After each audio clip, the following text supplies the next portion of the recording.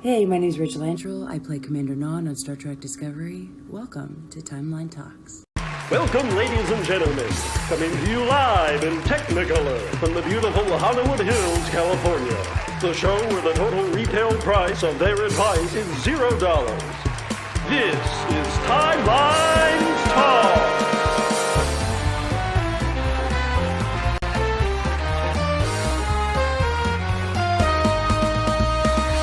Featuring guest stars.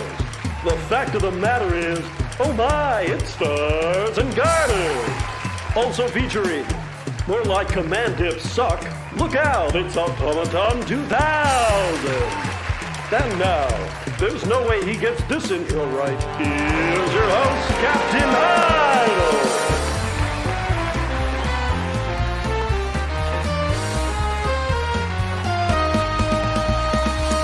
Yes, and welcome, ladies and gentlemen, and other species from relative neighbouring star systems. I am Captain Idle, and welcome to Timelines Talks, the premium exclusive #1 talk show for all things Star Trek Timelines. I am joined by my regular host and good friend, Stars and Garters. We are here with Timelines Talks historian Janos Hidanian, and joining the show for the very first time, please, everybody, round of applause and welcome to Frisky Dingo from the 10 Air Fleet. Frisky, welcome, or shall I say, Mr. Dingo?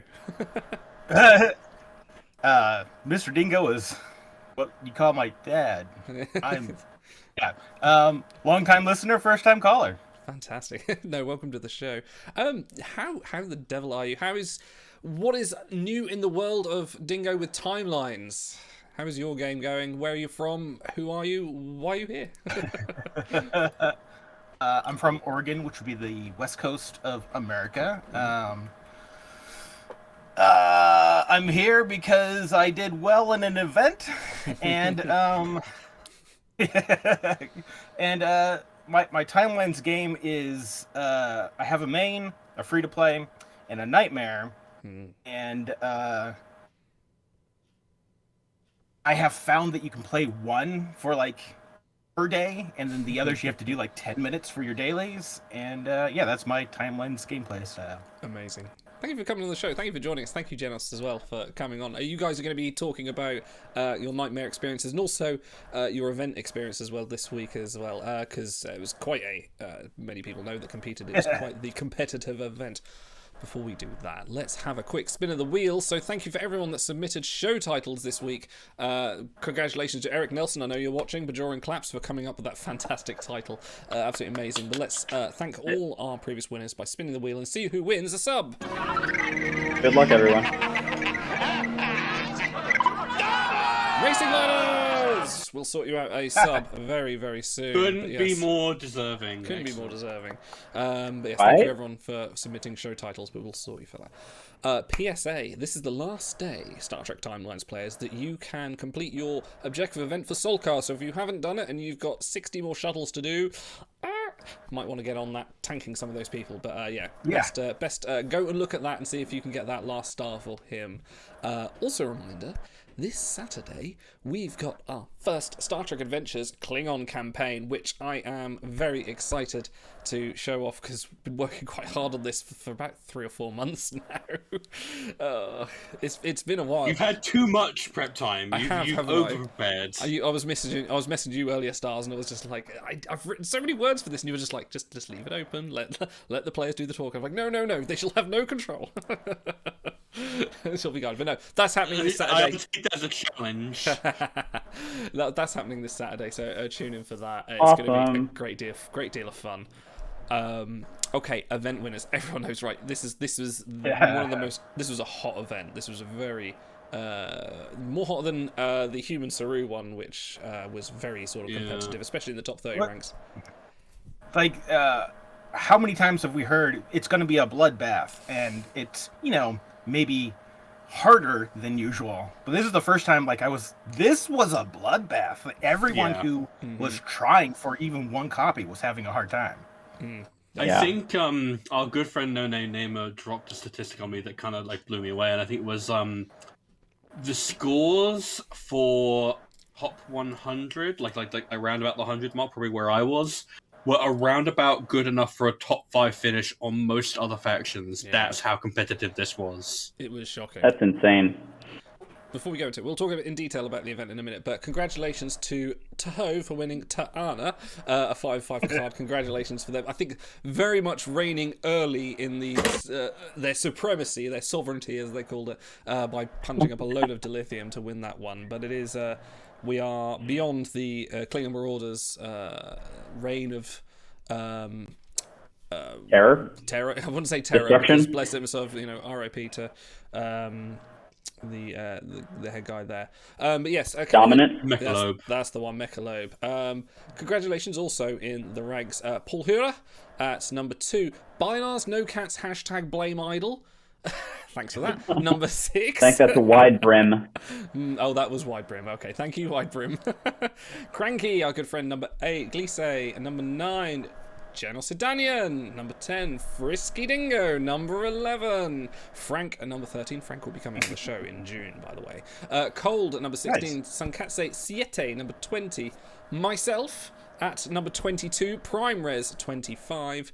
Travelling Man from the Cab at number 26. Our very own Voyage Verifier, Nolian from SSR at number 29. AJ Warp 946. And a big shout out to all of Suncoast. So I believe they were having a massive push in this event, and I think they had one particular fleet that was all cat names were in a lot of the top 30. So it was an absolutely stunning event for Suncoast. So big shout out for them.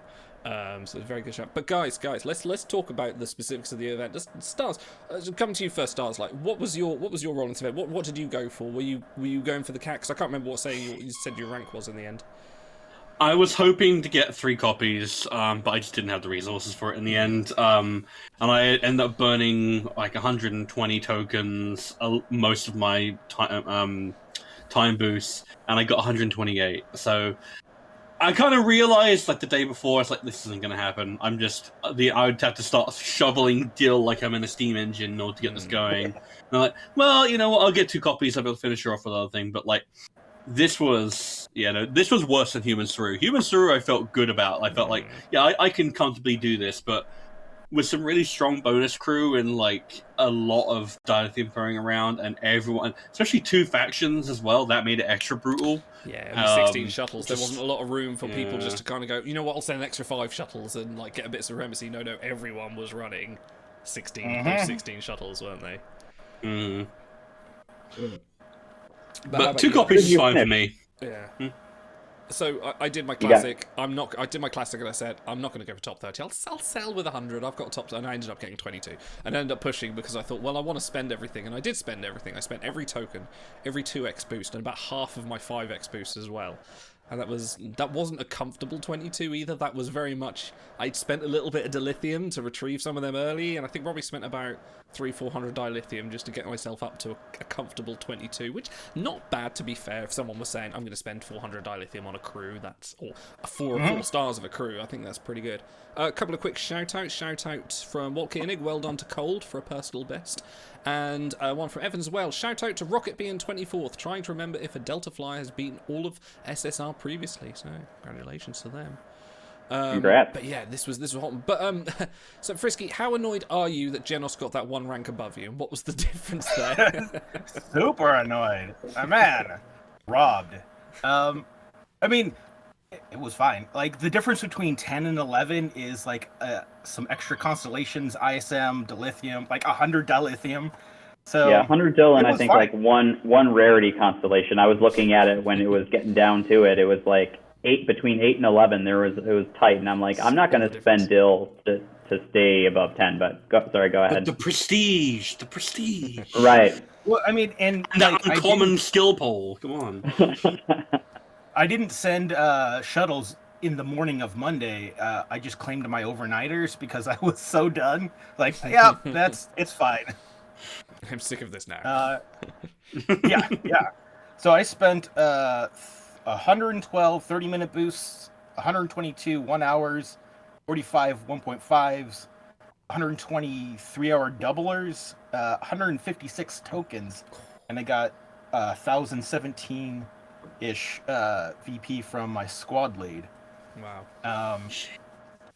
And for me, I was always going to mortalize Ta'ana. Like, I knew that before going in. On Thursday, I wasn't sure how I was going to do it. which is why I spent so many 30-minute timers, because I was still trying to figure out, okay, what do I want? And decided, like, all right, I'll spend these boosts instead of 5-star sites. Yeah, I'm happy where I got. Yeah. Okay, how about you, Janice? What was your feeling of this? Because say you shot up quite early and quite hard, and I think a few other people did as well. You were sort of one of those leaders of the pack.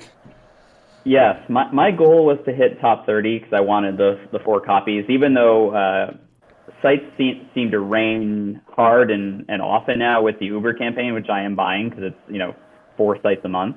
But I wanted top 30. I hadn't gone for a faction event in a long time.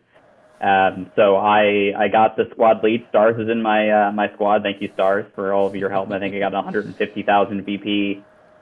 I had like 200 tokens. I got down to like 25 tokens. But yeah, I spent almost all my 5-star boosts, almost all my gold doublers, and it was all about insane, just making sure that when you had time, you were doing gold boosts on your core 4 and just sending those full waves and hoping that you didn't fail a bunch of them, because I think most of the time I was passing 10 out of 12 or 11 out of 12 of the waves of the rentals, so it was nuts. Yeah. And at the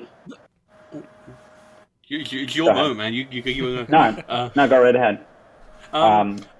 Something that was interesting about this was the sheer amount of like big base crew that we would throw around. Like the amount of Sarus I threw on shuttles that were just dominating.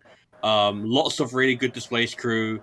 A lot of good O'Briens and stuff like that. It's just like it isn't like when you have the 3 variants of crew that don't have variants, and then a few other traits like thrown in. This isn't Caregiver and Warp Theorist. There are some really powerful crew in this pool. So I don't think I failed too many of them. Did you guys have any particular? I found like a good few 4-stars were actually pulling their weight surprisingly hard. Like Science Officer Tilly was doing surprisingly good work for me. Yeah, definitely. Yeah. Some of the displaced ones definitely that I pulled down were they're pulling their weight. But yeah, I'm remiss. I didn't shout out by name the rest of my squad. So Otto, Big, and our friend Nifty as God. I do need we're also parts of my squad. Catch up on some shout-outs. One from 7 of 10F. 7, we know 7. Shout out to Frisky Dingo for having an awesome name. This one is from Cranky. Shout out to all the shout-outers for shouting out their shout-outs. This one from Big McLarge. All those responsible for shouting out have been sacked. And this one from Cranky. Shout out for WRG Ben for making it in chat. Hello Ben, how are you? Where's the event? Anyway, carry on. I would also like to mention, if I seem distracted, it's because I'm currently babysitting possibly a 12-hour voyage. It's 11 hours and 41 minutes right now with 283 antimatter. So if I'm somewhat distracted, that's what I'm doing right now. That's dicey. That's like what, like 3 or 4 primary skill checks away from making it? Yeah, and I think I failed a primary. It's an Eng Med voyage of all. But Dr. Tana is on the voyage. Nice. So I'm hoping that she'll do it. Or was that, did the data core naturally... Data core put her on there, and without a trait bonus, actually. So I think her power got there. Oh, we got a primary check, and I passed it, so that's good. Awesome. We'll come back to you soon with the 12-hour voyage check, but over to Dingo. So do you felt the effort you put in for this? Because are you someone that normally goes hard on events, or was it just purely for the cat that made? Did you have like a backlog and think I need to spend this on something, and this was the one you chose? It was Lower Decks, which is my current favorite trek at the moment. And I also I hit 10 hours pretty much guaranteed these days, so I don't need med command. But I also have really weak med command cards, like. If there's a Med Command voyage, Reverend Phlox and Captain Beverly are almost certainly going on it. So it could use a boost. And that's why I went hard. I mean, normally in advance, I like for a faction, I'm just sending 4 shuttles constantly. And that used to maybe get you the 5-star, but these days it doesn't even come close. Once upon a time. Yeah. Man, I think before. Yeah, well, now that campaigns rain tokens down even more than they do Beholds or Pact, it's a lot easier to be competitive. You just buy 1 or 2 campaigns. Suddenly, you're sitting on a small storeroom of, well, I can make a few 1500s with these. Yeah. And I haven't tried hard since the Triple Mega, where I did top 30 in every event. Wow. So yeah, I had a bunch saved. Wow, I've never done that before. Top 30 in every single event? That's insane. Wow. That's a lot of commitment. It was a lot, yeah, for sure. Top 30 in a galaxy. Ugh. Well, I think the Galaxy was a card that I wanted. Uhura, maybe? I think she was It's pronounced Uhura. Oh, yeah, Triple Uhura. I think I have 4 stars. This is the dot on that. I have 4 stars for her, and I completely forgot that I had 4 stars on her. She was just in a campaign. Yeah. What's She's a funny decent enough card, to be fair. is I got 3rd place in the event where you got triple checkoff. So my best win ever was for triple checkoff, and I had dancing already immortalized. So it was like, hey, I got 2 of these now. Neat. That's a bit of a poison chalice, but at least you got the right viewpoint about it. So I'm trying to think, because the last time we were talking about Tiana was with Auto, and I think he was a little bit nonplussed with her, probably because the power is a little bit lower than he probably would have liked. Here's the thing about Auto, he's a bit of a size queen. He loves himself a later loser's Voyager, and if they don't fit into that category, I kind of feel like he's disinterested. And I kind of understand that at the point of the game where he's at now. He loves big Voyagers, and he cannot lie. No. Well, this can't deny. And big collections. You get sprung. Now, I'm trying to rationale what in my head made it that Tiana was just this lightning, because okay, first lower decks light crew, that's the big one. Well, Badgie kind of, but that one's a bit different because he's not in an event. Animated collection, which is a lot harder to finish, and means now that you don't have to finish off someone like a Hanna-Barbera, like Lara.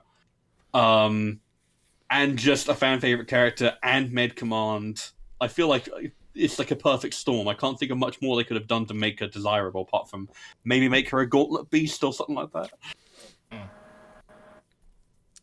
It's like they wanted all that fresh faction money. This was lightning in a bottle. I think it reminds me as well. In my head, I'm thinking this is the credit Darbo events, because now they've introduced the Uber campaign and regular campaigns and objective events where they're just throwing out tokens. Now we've had the big event that everyone's just gone nuts for, drained the supply. So they've started when everyone's kind of at the level now, aren't they? But I'm sure there's a few people out there that went, nah, I don't like lower decks, and they'll be laughing in the next event where they want to rank high. Well, so I wonder if WRG was expecting the turnout to be that big. I think they must have. People have been asking for lower decks for so long now. Fair enough. Yeah. So one of the things that cropped up in my mind was they went too hard. Oh, sorry. Lights, no. No, my lights are not going to work. Thank you, Travelling Man, for there they go. Thank you, Travelling Man, for subscribing. Cheers, buddy. Idle, you need to change the bulb. I do. Are you sure, sir? It will require me changing the bulb. Sorry, go on, carry on, Diggo. So they went too hard with Discovery. There was just too many of these coming out all the time. And in my opinion, they didn't go hard enough on Picard. So with this turnout, are we then going to see a lot of lower decks show up? Just because WRG is going, oh, those are good numbers. Well, we're 1 week in, they've dropped 4. Yeah. So I think if we see another month of, if we see an unofficial lower decks mega comprised of these are standalone events, but they all feature lower decks crews, suspiciously, I'll be I won't be surprised. Yeah. I know. The question is going to be. Sorry, go on.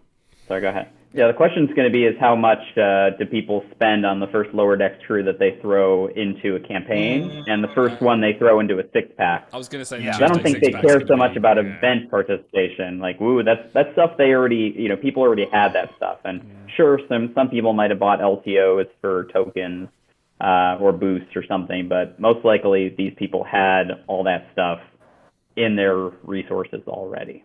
What I can see, and I think Ben maybe told someone about this, maybe with Stellar during the Chicago con, is that the August mega is going to be lower decks.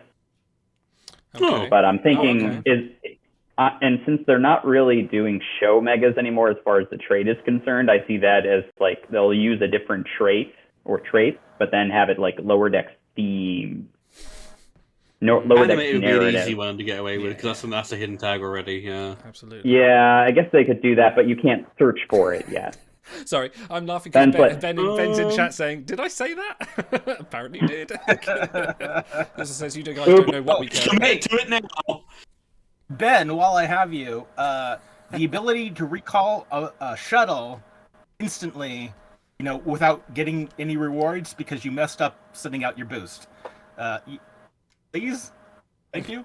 Oh, canceling it? Yeah, that would be nice. Yeah. That would be ideal. I messed up my quick start, and I want to do it again.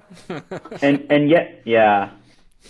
So I have an update. I'm down to 156 antimatter at 11 hours, 49 minutes. Oh, we believe in it. We believe in it. Yeah, I think that's going to make it. Might do. I think you need one more primary check to pass. Yeah, for sure. So we'll see.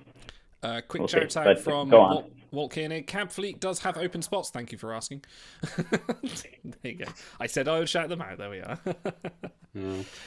But yeah, no, this was a hot event, and it is I think everyone anticipated it was going to be a bloodbath purely for Lower Decks crew. They're a good crew. It's sort of a little monumental occasion in Lower Decks that people remember. Like everyone remembers the hot events, don't they? So, but I think the next faction event will be a lot more subdued. But it'll be interesting who they put in there. Speaking of events, we don't have one, Ben. He's in the chat. He is. I missed a shout out and I blame me. Which shout out did I miss, Seven? Well, shout out again and we'll find out. Spend more. Spend more airflow. Yes, we currently don't have an event. It's kind of running reminiscent of last week where the event sort of was a bit delayed, and I'm wondering kind of what's going on a little behind the scenes. Is there something going on? Like work on the new feature sort of over? Oh crap! Yes, I'll do it.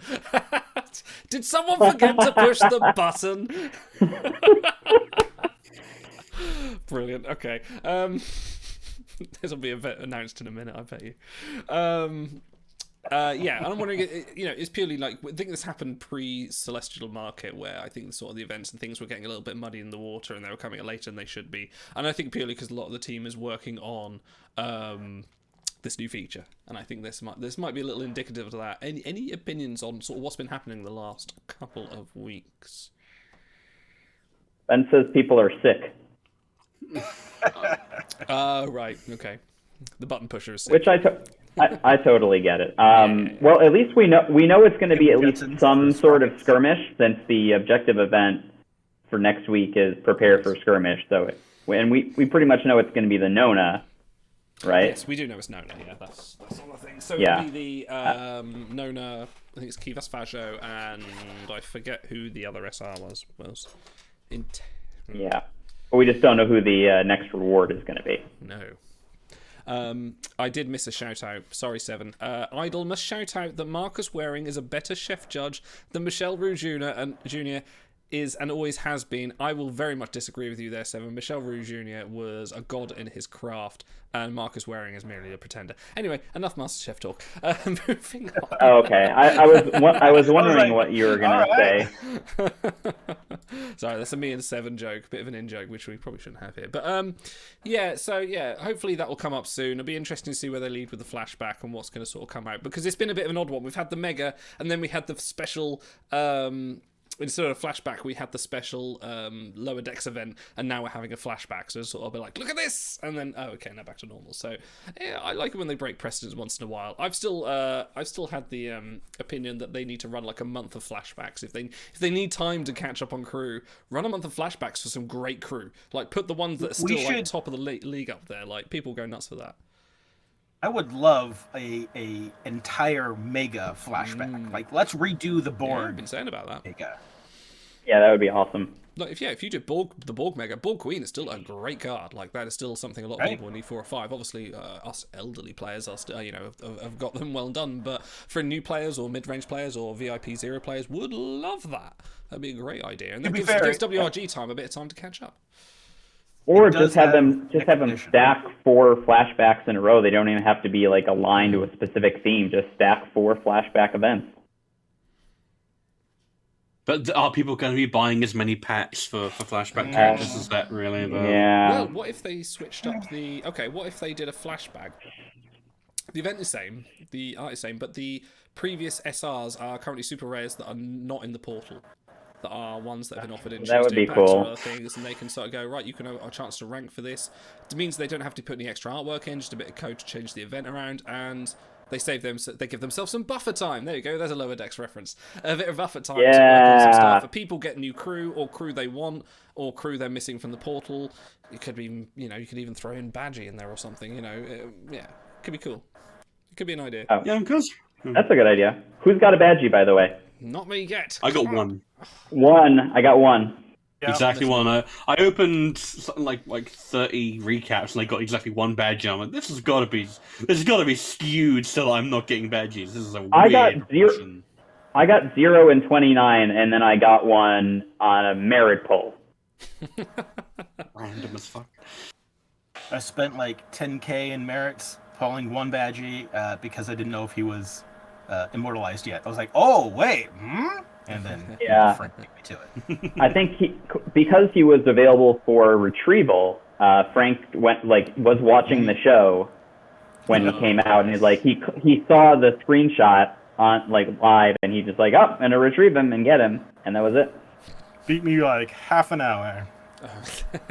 I mean, that's like a light year for the first people that could get first to max could do it within a minute and a half. Might as well been 30 years. Hey, well, wait, didn't Cisco got both of the new purples first to mass today? Both of them. Checked. Wow, that's he got both of them. That's insane. Did they both come on? The Cream King himself. Yeah, I mean, I think so. Yeah, must have been. Unless maybe he cleared Darbo once, refreshed it, and then cleared it again. Is that possible? That thing you can do? I don't know. I don't go near that amount of dilithium. Yeah. I think when you reset the wheel, it resets back to the credit pool. So you could theoretically. He could have done it. He could have got it all the way up there, reset, and then got all the way up again if it was. Well, we'd have to ask this. I think he got him from the pack. If you're out there, tell us, because I know you occasionally do watch, but someone reach out to him. He's too busy in Celestial Temple. Yeah, true. Yeah, right. Another thing that's done broke is the objective events. The last couple of weeks, we've had a little bit of glitchiness. First with the gauntlets, and Genos, tell us what's been going on. Like, you've been following this a bit more closely than I have. Yeah, so they first borked the faction event. Prepare for faction event. The gauntlet rounds weren't registering correctly, so you had to send in a ticket. And then now the Galaxy one is borked with the fuse your crew, but not for everybody. For some people it is. So I don't understand what's going on, because they ran 3 months of beta objective events, and then everything seemed to work, and all of a sudden they're broke again. So what is going on, WRG Ben? We love you, but what's going on, man? Look, the button pusher who pressed the "It Works" button just wasn't at. They're ill. It's a big red button. You get to keep pressing it. Something's happened. They fired their George Jetson. Yeah. It is interesting because all of a sudden, because this is something, objective events are going for a while now. They've been going sort of relatively successfully, despite, various people have opinions about them. But all of a sudden, the last couple of weeks, they're suddenly broken. So something's happened in the back end they're playing with. It's a very odd thing. So someone's sort of shaking the server somewhere, just going, well, "Do this help?" The question is this next week is the first one for skirmish since these problems have happened. So what's going to break on the skirmish one? Big says, how's the voyage going? 11 hours, 57 minutes, and 90 antimatter. Oh, you got it. You got it. Might have it. Might have another live 12-hour voyage. Look at that. Ben says I think that's going to be 5. Oh. What is an unleashed OE? Yeah, What is unleashed again? Ben in Oh, chat is that says the you want Admiral another one? Unleashed objective event. Unleashed? What was Unleashed? That's the Admiral one. The balls do 10 wins in arena. Oh my lord! Only if it's maybe. Tell us what your criteria are this time. I'm still like riding on a high from when he called you out for I'll do it for a citation. Gives up immediately. Yeah, he called out both me and Otto on that night. That was fun. Yeah. What I want is they've been pretty good about when a new series or a new season premieres, throwing out a new objective event for the series. So I'm waiting for the Strange New Worlds one, and who's going to be the giveaway.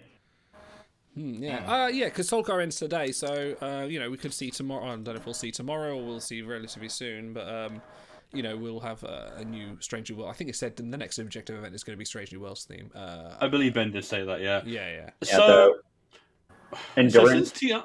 Long one. So if Tiana was our first lower decks official crew, obviously Badgie was kind of contemporaneous. That means that kind of anyone is on the menu for Strange New Worlds. It doesn't necessarily have to be Pike or Spock or anything like that. If you guys could pick anyone to get a brand new 5-star right out of the gate for Strange New Worlds, who do you want it to be? Mbenga. Yeah? Mbenga. Yeah, maybe. I don't know. Maybe number one. I think that kind of feels like that's the Major Barrett sort of legacy. Maybe it's like a number one variant that'd be quite cool. That's a good one. I was thinking Uhura. I mean, I like the look of the new Uhura, so I would love to see her variant. Then again, if they don't do Command Dip Psy, because there are a ton of Uhuras that are that. I would quite like Hema. I'd like the Aenar Andorian hybrid. Oh yeah, he'd be really cool. Yeah, and we need more Andorians for the collection. I mean, there are a lot of pretty crappy Andorians. Yeah, some bad ones. And not mention that he'd be impossible to make command dips. It's he literally all he does on the trailer is engineering gobbledygook. You can't turn that into danger. No. Watch him be command dip sec somehow. Question for Jansen and Dingo. We've there it is, 12-hour voyage live. Take a sample back. Take a sample back. Come on, be a good boy. No, destroy it. Destroy it. Cast it into the fires of Mount Doom. What was I saying? You guys, we spoke a bit last week about our Strange New Worlds expectations, and since you weren't here, guys, you got the floor now. Please tell us: Are you hyped for Strange New Worlds? Are you interested? What are your thoughts? I will cede to our first time guest first. So I haven't watched any trailers for it yet. Oh, wow. Purposefully. I want to be surprised. Of the new treks, I really like Lower Decks and what they're doing with not just character development, but race development. There's an episode in season 2 where we get to explore the Lower Decks of other races. And it's amazing because it's delving deep into what that would be like. And which is why it's my favorite. I no longer like Discovery anymore. I haven't finished the newest season, and I'm not sure I'm going to be in it for the next one. And Picard, I like, but it's very roller coastery. It's up and down. So I'm excited, but my expectations are also very tempered. Interesting. Very interesting. How about you, Janice?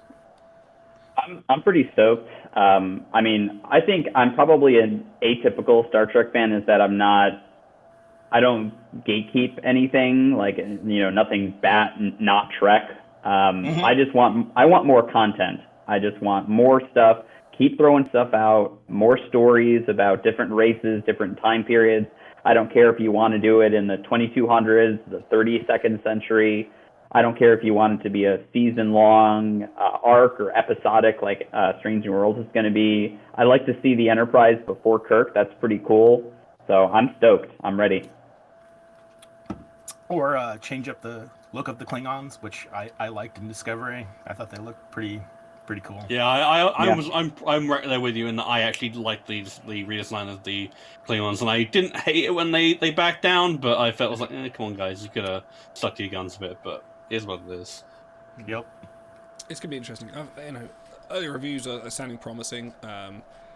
It'll come tomorrow, and I think me and Stars are going to talk about that at some point, aren't we? We're going to have a little, because you're going to be watching it sort of fairly live-ish, unofficially, but we will certainly have... Well, no, I'm gonna,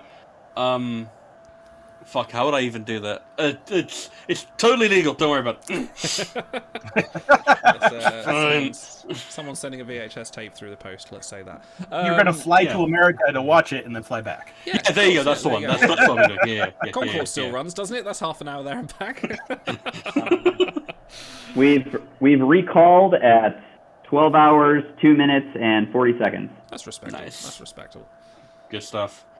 Yeah, with Strange New Worlds, it's like I'm really excited for it. I think this is one of those trailers where I've watched all the material. I've been consuming as much as I can shove into my whole mouth. And I'm really glad that I can make out maybe 4 different episodes of the material that they've done. Like looking at the various bits and pieces that have been chopped together, I can see maybe the first 4 episodes. Which is good, because that means the last, 6 or however many other episodes are left, is it 10 or 13? It's a 13 episode season, yeah, right? something like that. That's a lot of stuff I'm not going to know jack shit about. I'm excited for that. And, I don't know, the cast looks strong, the visual design is cool, the plot synopses were the thing that gave me the most, excitement of all of them, because the fact that, episode 5, whatever, is just going to be a goofy comedy from the sounds of it, I'm 100% down for that. I like Discovery, I like Picard like a fair bit, but I think that is something that they kind of miss, is that Star Trek is not afraid to be just so dumb. The dumbest, lowest denominator garbage, but that's the stuff that you end up, getting an affection for, to the point where you're joking about Ghostfucker Crusher and, Pink Tribbles, and there's no derision in your voice. It's not like when people talk about Jar Jar Binks. It's like, no, thank you. Chapter in my grandmother's journal. Thank you. It's just no, it's an affectionate, oh man, isn't Star Trek dumb type thing. And that's, as I've grown older, God, I made myself sound old. I turned 28 last year, can you believe it? Is that I kind of appreciate when series are genuine enough to be stupid. Mm-hmm. Taking themselves too seriously or refusing to be goofy. I just can't vibe with that. That's the reason why I could never get into something like Walking Dead. Even though I recognized it was something of quality, I was like, this is just too serious for me. There's no joie de vivre. There's no, what the hell am I looking at here? It's yeah, right. I wouldn't be surprised if we end up getting one at this rate. Mm-hmm. But yeah, no, I'm just excited. I'm like Jonas says, I'm happy for any Star Trek really. There's been no Star Trek that I've actively disliked. Even Enterprise, which I had a very strong negative reaction to when I first watched it, I've definitely come round on it, and I think it's a lot stronger than I gave it credit for. I still think the theme song sucks, but some things never change. Enterprise has had the bonus of time, giving it a bit of nostalgia now. It's got, and especially, and here's our token weekly Shelterpod 1 podcast shout out. Go watch it on YouTube. Watching that and seeing Colin Trinneer and Dominic Keating talking about it with a bit more affection, actually gives me a bit of affection to at least the early part of that series. It had its own style, so I think everything comes around. You look at the Next Generation when that first launched, and the interviews and the articles and the papers and the people that used to write and go, this isn't Star Trek, this isn't, who is this, what is all this, it's flits and circles for everything. And I think with nowadays, when we're in the streaming age and we are in a completely different, there are series for everyone. You don't like something this isn't primetime television just because you're not watching it live and it's the only thing you've got to do that evening because all you've got is a payphone and a pub playing terrible music for entertainment in your local area, doesn't mean it's personally offensive to you anymore. You can just not watch it. One something I also find interesting is that this is everyone I talk to, especially on our server. Our server is a really nice place where just people get to talk and have civilized discussions, and also we're idiots, which I appreciate. But it's like this thing that I've seen online, which is that like people will be like, "Oh, I don't like Discovery, I don't like Picard," and it's like, valid. There are valid reasons to dislike those. And then it's an example of someone that does that. He says, "I don't like them," and he says why, and that's fair enough. Yeah, and it's a valid opinion to hold. And then they will hold up lower, and then they'll hold up Lower Decks and be like, "Well, this one's fine," and it's like, yeah, and it has a lot of the same creative people working on it because I hate to tell you, but just like how Kathleen Kennedy was just as responsible for The Mandalorian as the new Star Wars movie, so much so is Alex Kurtzman responsible for Lower Decks as he is Discovery. Yeah. You can't give them the franchise runner credit on one thing and not the other, and then act like it's. They are different shows with different feels, and that is intentional. It's not like the 90s where everything felt very much of the same flavor. Like, DS9 did feel different to Voyager, and Voyager did feel a bit different to TNG. DS9. No one liked DS9. I say no one, obviously people did, but like, it's not until like the last 5 or 6 years I've seen people coming out on like the Star Trek subreddit going, I just watched DS9 for the first time, like since it aired. Why did I not watch this when it aired? I'm like... That was my favorite Trek for a long time, because it was the first time I had seen something that was serialized. I mean, it was just every week was out of the park. I mean, until they got to the Dominion War, and then it was okay. All right. Oh, interesting. Speaking of, as far as like people being upset for whatever reason and getting triggered, what do you guys think about the Robert April casting?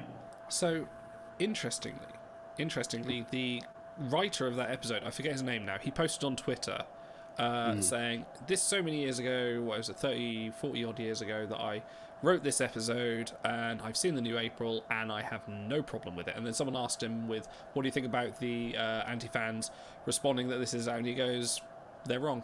This is fine. I wrote that episode. I wrote April. I have no problems with this, so yeah. Fred Bronson was his name. Can you explain Robert April to someone who I have no idea? Okay. So TAS established that Robert April was the previous commander of the Starship Enterprise before Kirk, and the original, I believe the first captain of the Enterprise. So he had his own set of 5-year mission. Like Stars said once in chat, you said like it has the ability to be another prequel series if people like him enough. So you have a prequel to a prequel. But yeah, but in TAS, and I think a lot of the controversy, which isn't a controversy, was that he is an old white dude and he is a sort of a youngish black man in Strange Worlds.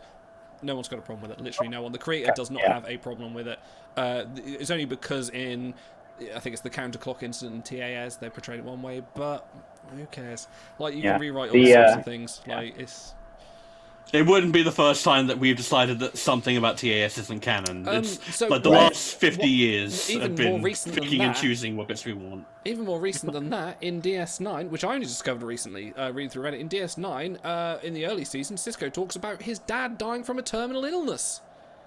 And then he turns out I think it's a little bit more vague than outright saying it, but it's very like, oh, he's dead, and then he just turns up and says, he's just running a restaurant. Oh, he's fine, never mind. So, Brookhart, right?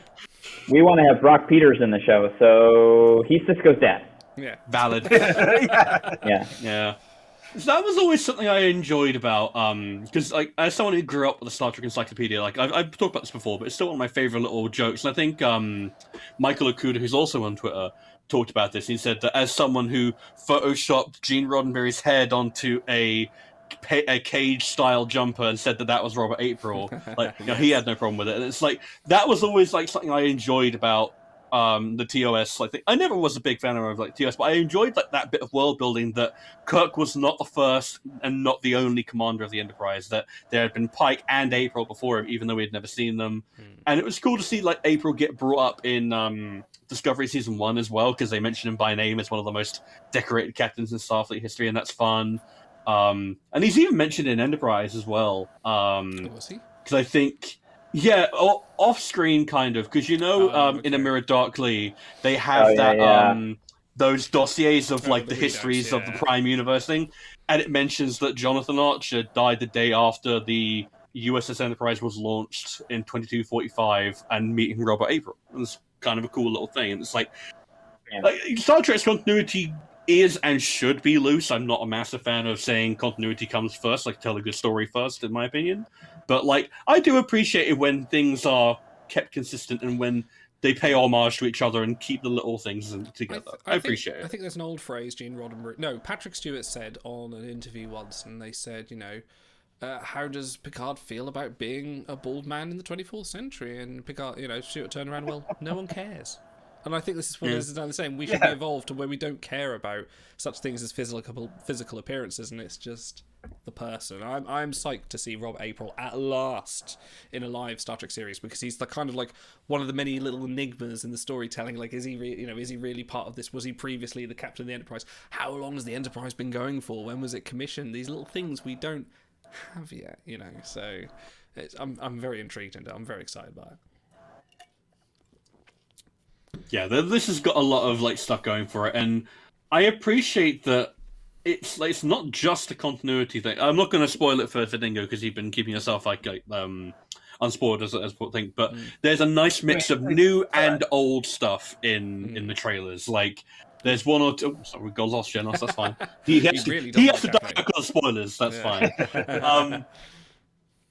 Like there's a nice mix of new and old stuff, and it's like it's important with a prequel that you do tread new ground, because I do understand the hesitation of how many prequel series can we take. Like, we finally moved Discovery into the 32nd century, and now we've got another prequel to replace it. And I understand that, like Star Wars does this about a time where it's like you get the exact same loop of history, the exact same 30 years going round and round in circles, filling it out and out and out until you can trace galactic history all the way out for 30 years, but nothing else. And Star Trek kind of has a tendency to do that at times, but it's a lot better about it just because it's like, hey, look, there's 70 years between TNG and TOS, just fill it in. It's like, I can do what the hell I want here. It encourages more like diversity in that kind of respect, but I'm just glad that they have brand new alien designs, and it's like, oh, what the hell is that? Yeah. I want to know more about that species. And guess what? I'm also a sucker for when they play around with languages and give a communications officer things to work. So I hope that is also played into it. So there is strange and new and worlds. They wouldn't put it in the title if they were going to do it. Like, hopefully that is going to be the premise. But one last thing I'll say, and again, not a spoiler for you, for you, Dingo, for anyone.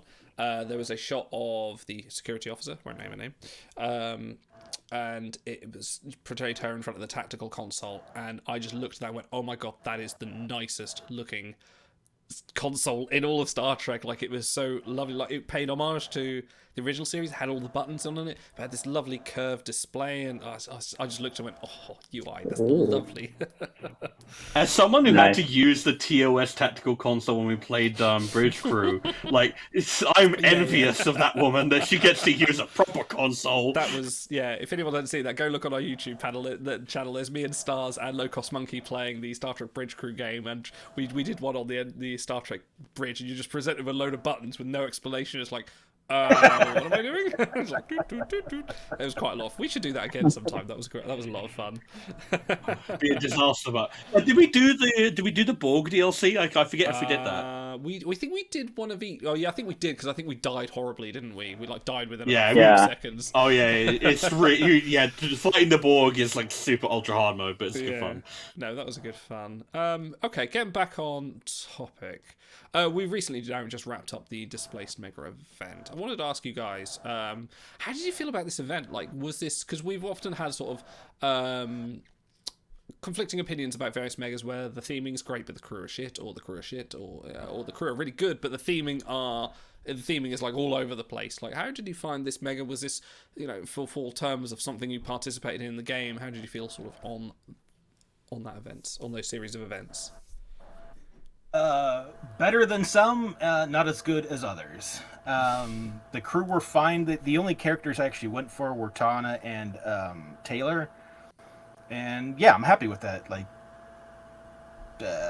just went average on everybody else. So, I would give it a 7 out of 10. Aggressively average. Yeah. Yeah. A little bit. I mean, C+. C+, yeah. I enjoyed it quite a bit, actually. I think all the golds had pluses, and they were all main cast except for Taylor, and Taylor was the strongest Voyager and the best skill set. So I think they all will have their uses over the long term. I mean, Archer gets some events here and there. Has a big sec base, so I mean, you're going to use him for rentals, and then Janeway and Paris get events. Picard gets events, and he's a real strong Voyager. The purples were really fantastic. I mean, you're going to enjoy using all of those, and they're power creeping purples like crazy. And every single crew has a displace trait, which means you can fill out that new collection real fast. I finished it. Me too. I cited all of the golds. I got one Picard and one Janeway out of recaps, out of 29 packs, and finished the purples, and I was happy about it. I did top 750 for all 4 events, so I got 2 out of 5, and sites rain frequently now, so it was easy to do, and I didn't really keep a close eye on any of the narrative, honestly. I didn't really care about that. I don't care about the narrative. I don't read the pre-events or post-event screens, but I thought it was a good mega. I mean, I'd give it like an 8 out of 10. It wasn't the costume mega or the TOS bridge crew mega. It was really fantastic. That TOS mega was great. Yeah, one of my favorites. I love it. It's a fantastic idol. No, oh yeah, no, I liked it. I enjoyed it, and I think I'll enjoy using all these crews. So. Yeah, I think it was a relatively strong. I did like that they used that all of the crew have displays, even the purples, right? Yeah, every single one. That is very nice. I love it when they do that. It makes each event the event before and then some. I forget, wasn't it the caregiver mega that was none of them were caregivers, but then every crew there was like the almost all of them. Yeah, that was the first caregiver, the caregiver warp theorist, right? Yeah. These two traits have thought of each other.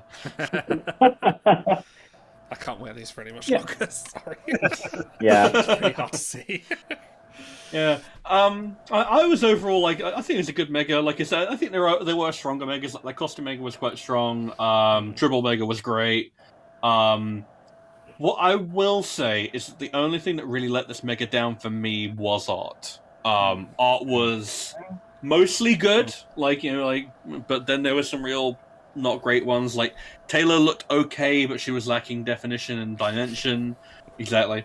Kira looked a little bit off model. O'Brien looked a little bit weird. I'm going to go ahead and guess that the artist is one of the people who is fallen ill, because it's the only explanation I can think of for why you have stuff like 2024 Raffi and Picard versus the hippie crew, where it's like these don't look like they come from the same art style. Really, these don't feel consistent across each other. And it's like I always go on about art. I feel like I'm a bit of a broken record, but it's important in my opinion. It is very much so. Otherwise, these are just collections of stats and traits. Yeah. It is literally a thing of with the baseball card, you need the picture of the baseball player. Yeah. And especially because when the art is good, it's good enough that other licensed material will use it. Like the Star Trek Adventures that me and Idle both GM, they will use Timelines art that we recognize for the character sheets that they create. It's like, that's how good the art can be. I messaged Ben one time and I was like, do you know Modiphius are using Timelines art? And he went, are they?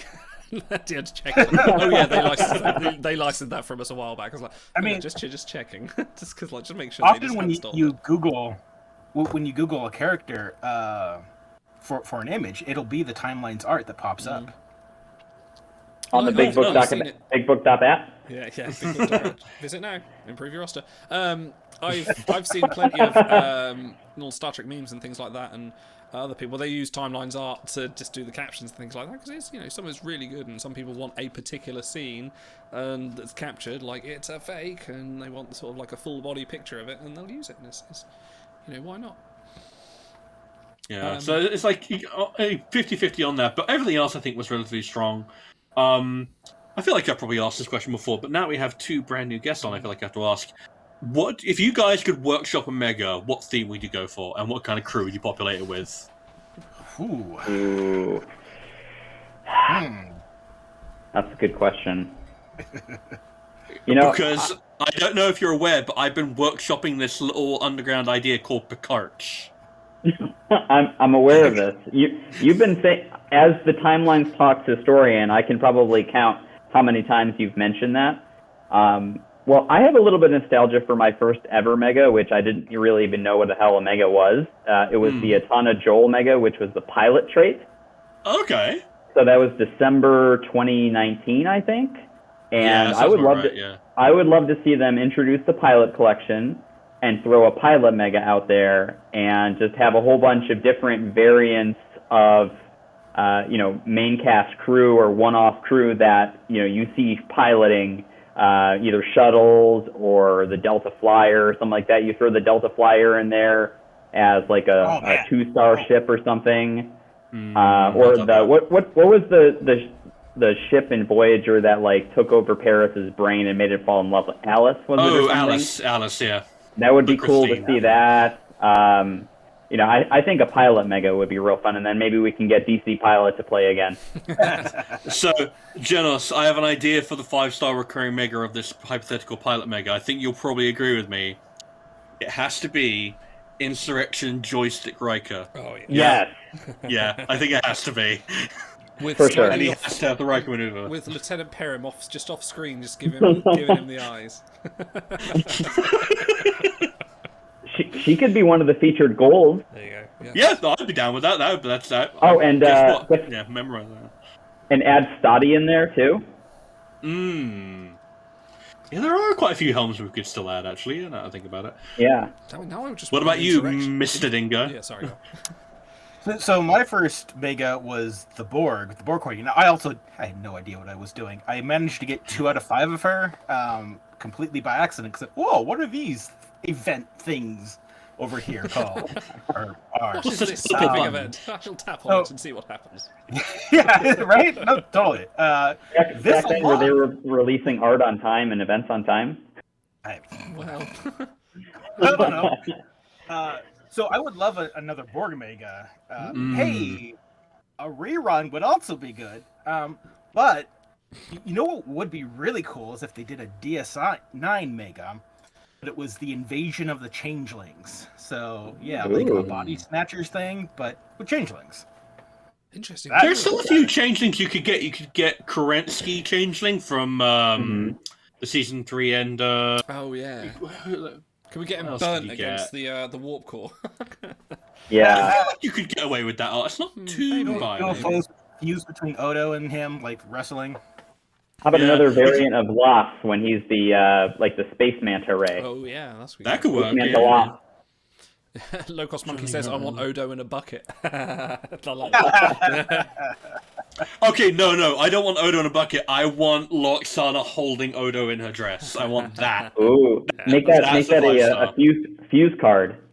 Yeah, that'd be cool. I'd be down with that. There you That'd go. be a fun one. Yeah. You could also do Eric torturing Odo when he's all peely and stuff. I think we've got because he would revert back to his. That's Obsidian. It was like isn't it? Is that it the was same one? with Garrett. Yeah. Oh yeah. What about diseased Odo? Like they already have diseased changeling founder, diseased Odo. No, God. And we could also get returning to the Great Link Odo, where he's like dissolving back into the link with the tuxedo on. I think that'd be quite a nice art. No, can we get human Odo, where he's now been rejected from the change and he's there naked on the floor, just curled up in a ball with all his private parts in one piece? There you go. You got Flox au natural. Let's have Odo au natural. Solid Odo. Solido. Solido. There you go. You're already workshopping the nickname. Oh, actually, speaking of, and if Ben, you're still listening, I think there are a couple of Odos that have the shapeshifter trait that shouldn't, aren't there? I think it's Odo from the Tribble episode, Trials and Tribulations. He has the trait he shouldn't have because he's actually human, or not human, but solid. Do we have a solid trait? So that's everyone but shapeshifters. Organic? Yes. Yeah.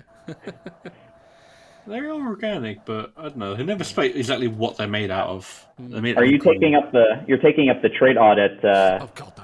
banner with Otto not here? I haven't got the mania for that. I only have 2 hands. He's only one person.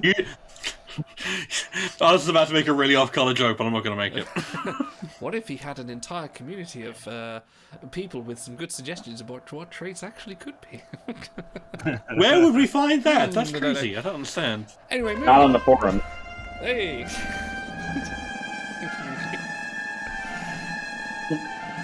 What happened? I don't We know. had the suspense. We had the suspense. Do they have hands? Well, Oh yeah. we have hands, feet, and many other appendages.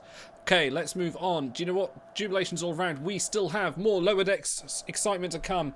And you know what they say? You know what they say? I've got to find it now. Oh, here we go. Here we go. You know what they say? I love honor! I demand honor! Yes, we have Batleth Mariner, literally the patron saint of this stream. From the very moment I discovered I could trigger audio and video in one go, I have been playing I love honor! I demand honor! over and over again, and we finally have her in-game. Sec Command Med Super Rare that you can get in the ranked reward this week. I had to think about that then. We don't have next week event yet, do we? No, of course we don't. Which is a plethora of collections. She has good crew. She is apparently tier 1 in the Big Book of Beholder Vice, bigbook.app. Nifty, I'm doing your job. What's going on with you? Come on.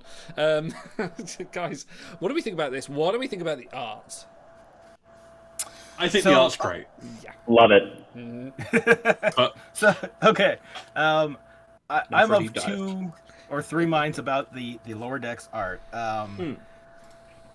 It's good. I'm glad it's here. I do wish it was more like the Taz art, which WRG's been knocking out of the park, but that's not what we got, so that's fine. What I hope vehemently, and I don't know that I'll get it, but one of the advantages to, like, say, doing a Lower Decks Mega, as opposed to a Picard or Discovery, is that because episodes take like 6 to 8 months to produce, chances are they have the storyboards at least done for Lower Decks Season 3, like completely. So if WRG were to get access to those storyboards, they could do really dynamic poses as opposed to, just a person sitting there with their arms crossed looking at the camera. So I find the art a bit simplistic, but that's not necessarily a bad thing if they really take advantage of it. Yeah.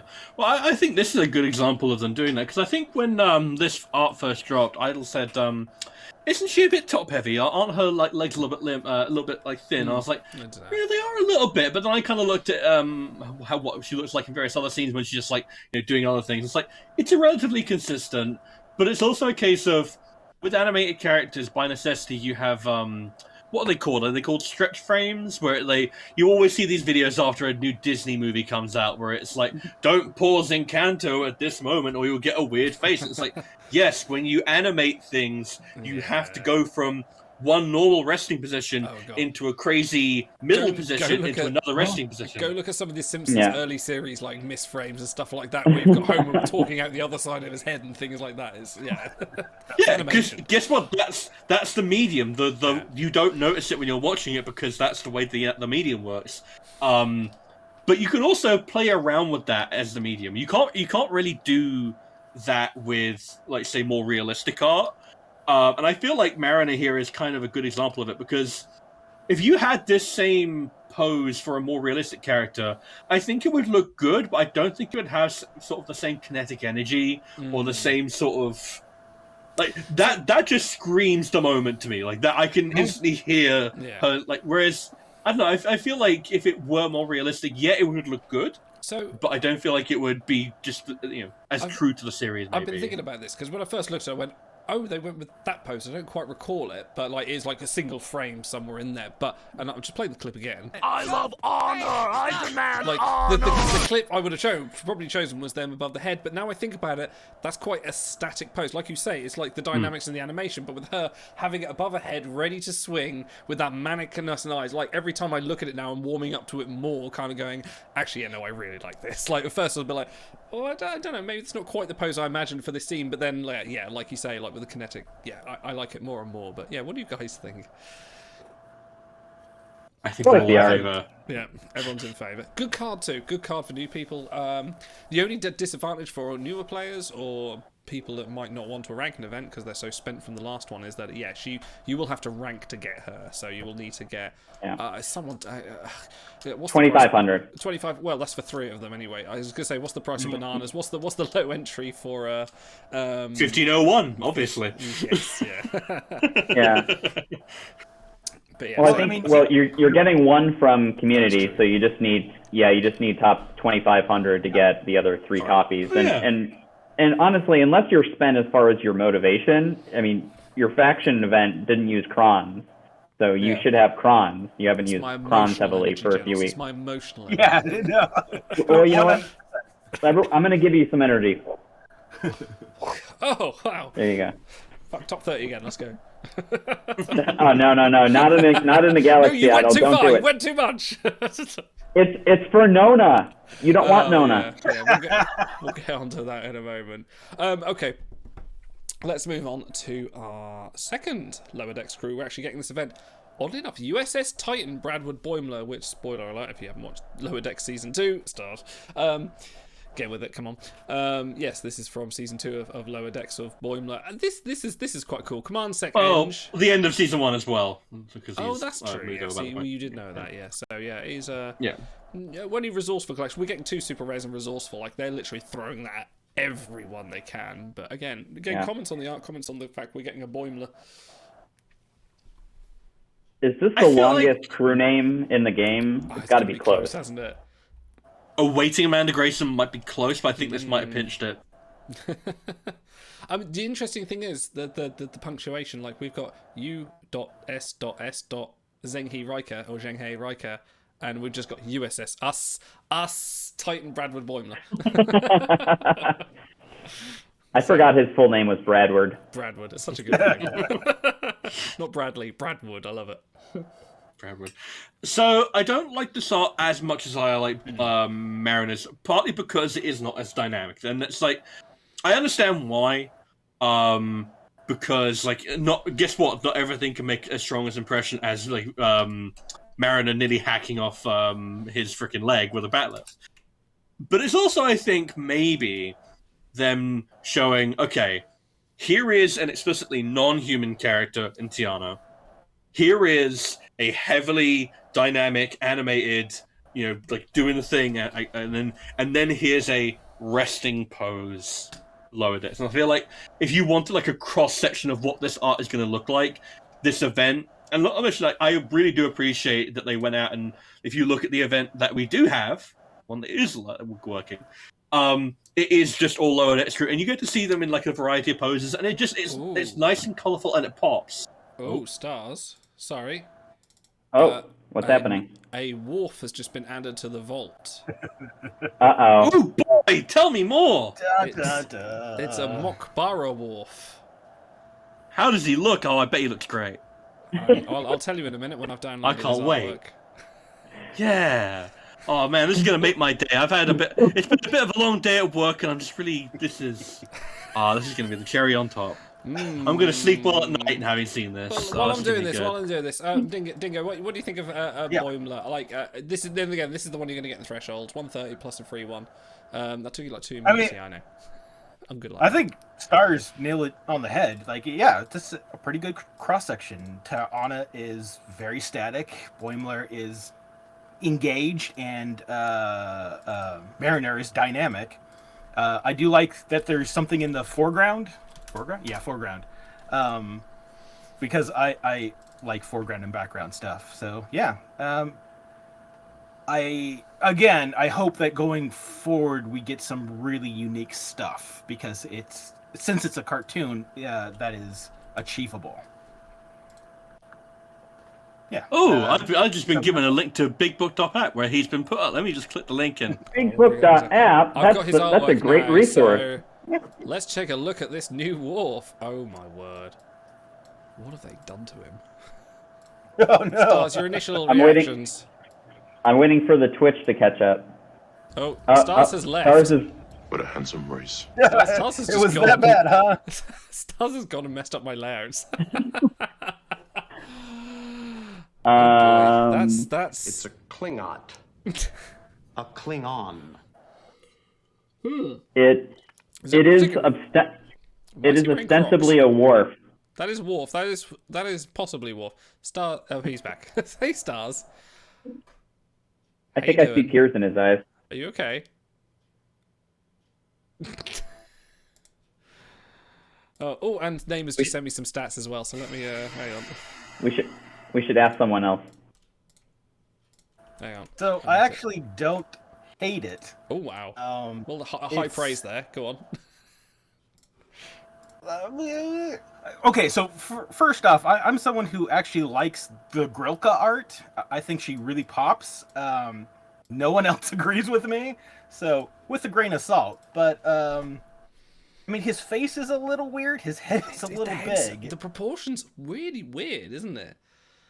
It's a little bit. But on average, when you're looking at him in like a ship theme, I don't hate it. It's the pose. It's the pose and the posture. It's very, like, I don't know. Something's not right. There's no perspective there. Like, because if I stand like this with the camera, it's. Surely they could have picked a better reference photo. Come on. Yeah, because isn't there like a crusher? Like he could have got him. Like this is from the Lower Decks episode, which is fitting. You know. Yeah, it's ironic that it's from the TNG episode of Lower Decks. Stars, you okay there?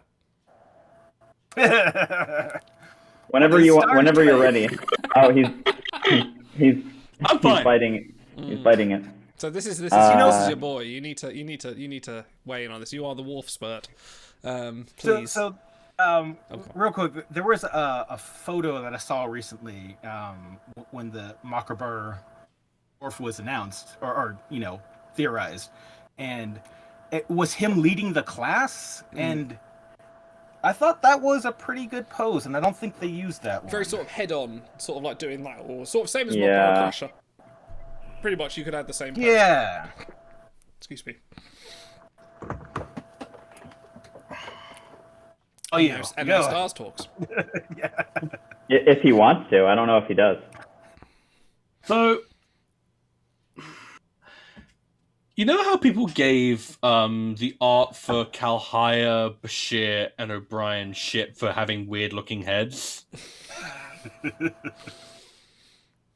Why does he look like he belongs in Mars Attacks? Like, this is what is up with the proportions here? That is not the head that belongs with that body. No, it's too big, isn't it? It is definitely... No. This is Worf that's in a child's body. This is Rascal's Worf. How did you... No, how did you manage to put a black man through your orange filter? Because it's like... wow. Like, how did you manage this? I don't... And it's like, it's not even just that, because it's the colouring is weird, but like thinking back, he does have a slightly different colour, in specifically the Lower Decks episode, he does have a slightly different colour robe on than the pure white that Mokbara Crusher wears, which is fine, it's a different coloured gi or whatever. But like, why does he have like no definition to his face? Like, that's like the most incredible, like, did he visit those mud baths again and just like go, like, So let me show you the image. Wow, give me a second. Oh wow, we could have Mokbara Geordie. I didn't know Geordie did Mokbara. Wow, okay. Oh well, that's fun. Yeah. All right, I want a Mokbara Mega with all the Mokbara crew. Yeah, and Riker as well in this shot. Right, hang on, let me bring this up for you. Where are we? And I wonder if they combine two different reference photos, like his body and then a head from completely different episodes. Wait, hang on. Why is he a redhead? Yeah, he's got red hair, hasn't he? They have. Look at his hair.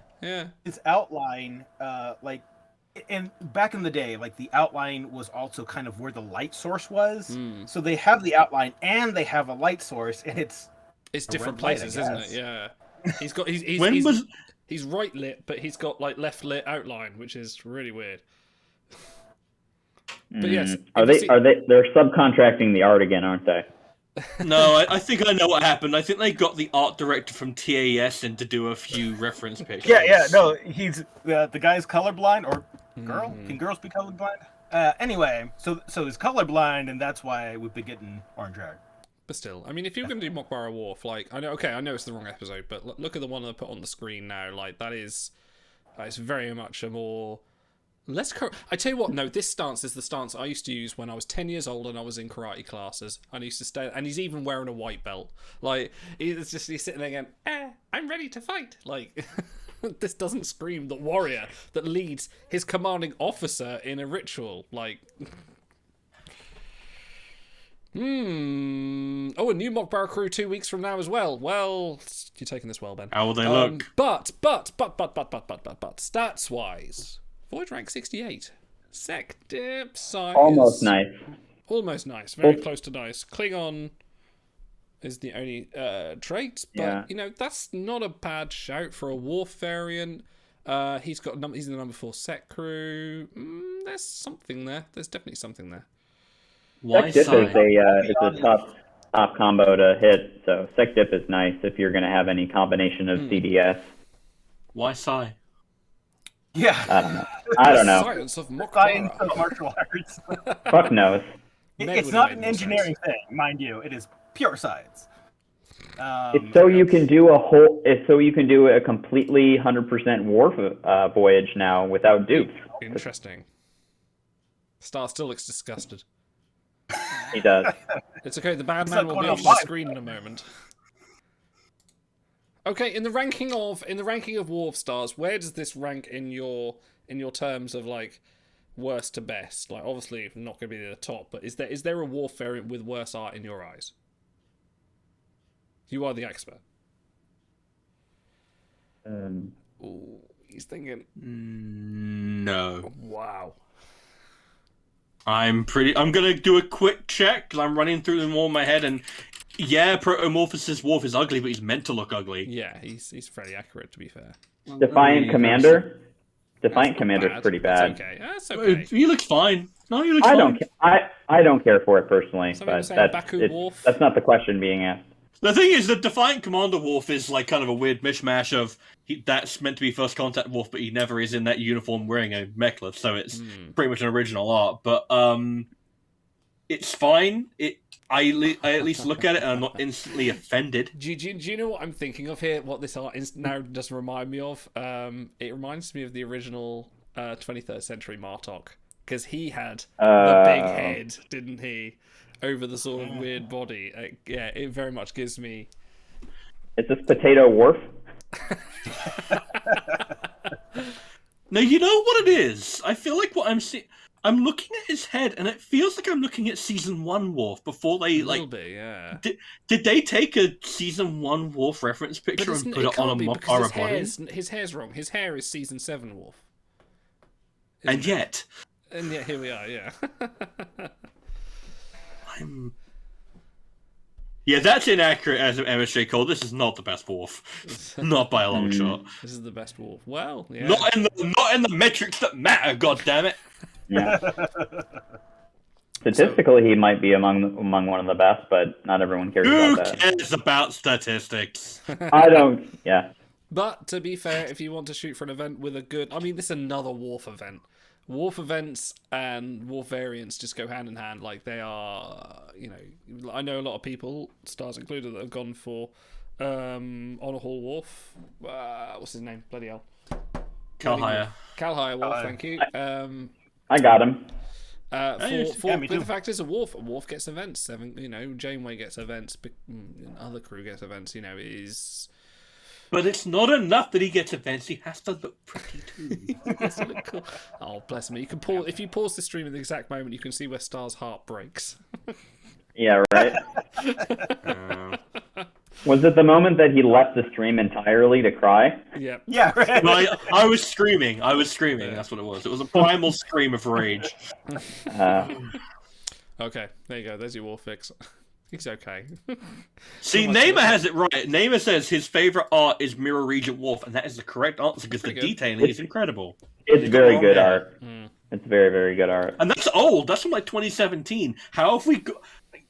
I know the answer is going to be that we have outsourced the artists, like you said, Jonas, but it's like, come on, man. Like, it's flips and starts. Like, you go from 25th century Picard through to now Mock Barrel Worf. Like, it's like night and day times. The thing I don't get is inconsistent at best. we know they have art that's like sitting around doing nothing, right? We know they do because they've shown us it. Like Cadet Tom Hardy Picard has art. We've seen it. It's literally been an event work. But like, you couldn't just hold off on doing this art until your regular artist was available, so you could do it. I know that's being selfish, but fuck it. Just. I mean, it's your money and your time. Why don't you spend it on your terms? Yeah.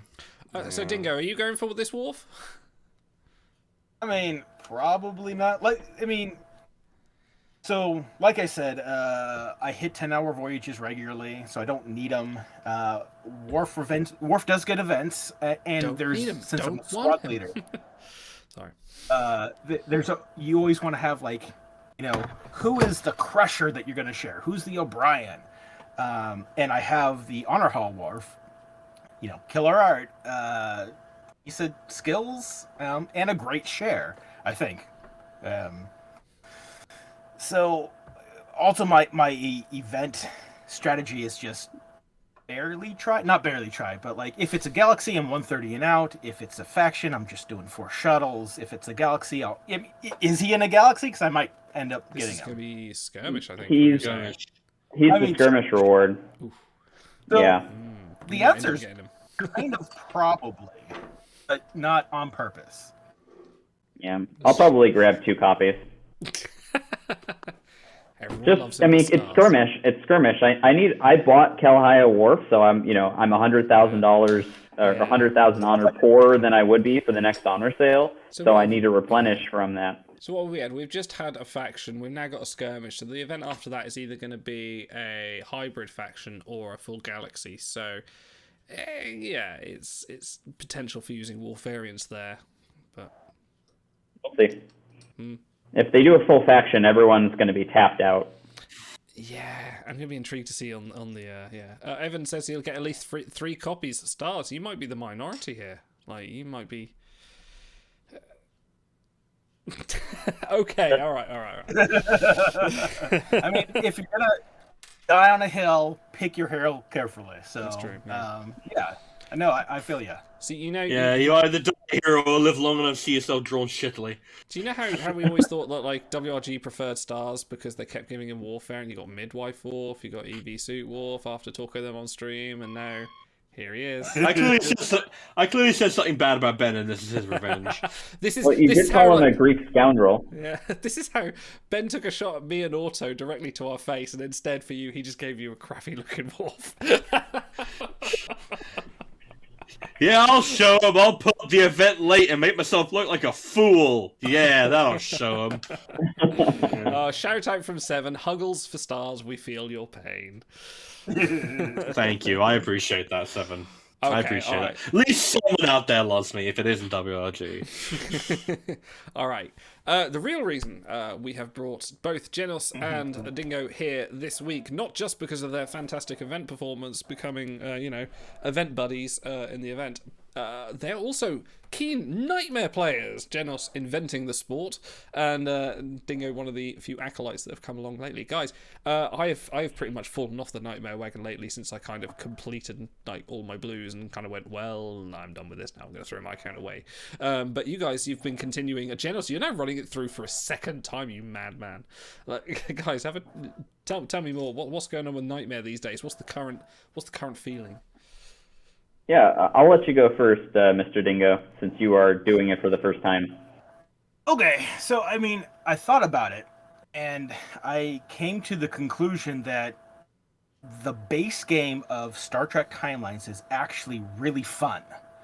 It's just that most of us are so well beyond it by this point that we don't remember having fun doing it. Because you start out with 0 resources. And then the first thing you're going to want to do is unlock the next episode. And then you're going to want to like crit the nodes for normal and elite so you can unlock epic. Then you have access to everything.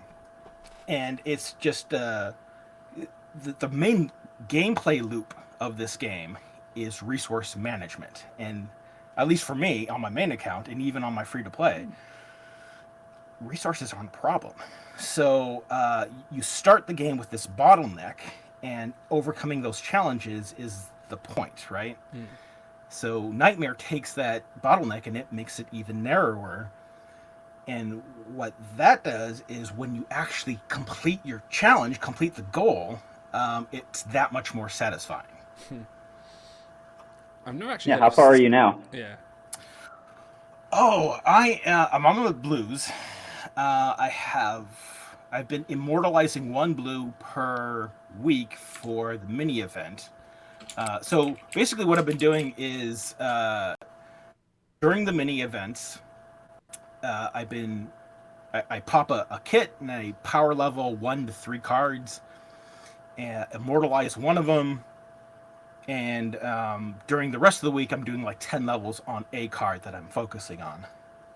So I have 4 immortalized blues at this point, and then another dozen that are 99. Yeah, I'm just plugging along. Once you get past to the blues, things slow down a bit, I've found. Yeah, for sure. Like what you were saying before about, it's sort of opening up the excitement of the sort of the early game when you first discover it. I kind of agree that, like, yeah, that was the kind of fun of me starting a Nightmare account. It was kind of rediscovering playing missions and giving yourself that extra kind of hurdle to go through, because, like, yeah, you were right. That you said that very succinctly, and you've kind of vocalized what I thought about Nightmare as a kind of a fun mode. That I've not been able to put into words before was, it makes that early game which people enjoy, which people come into the game for before they become bitter elderly players like the rest of us. Yeah, right.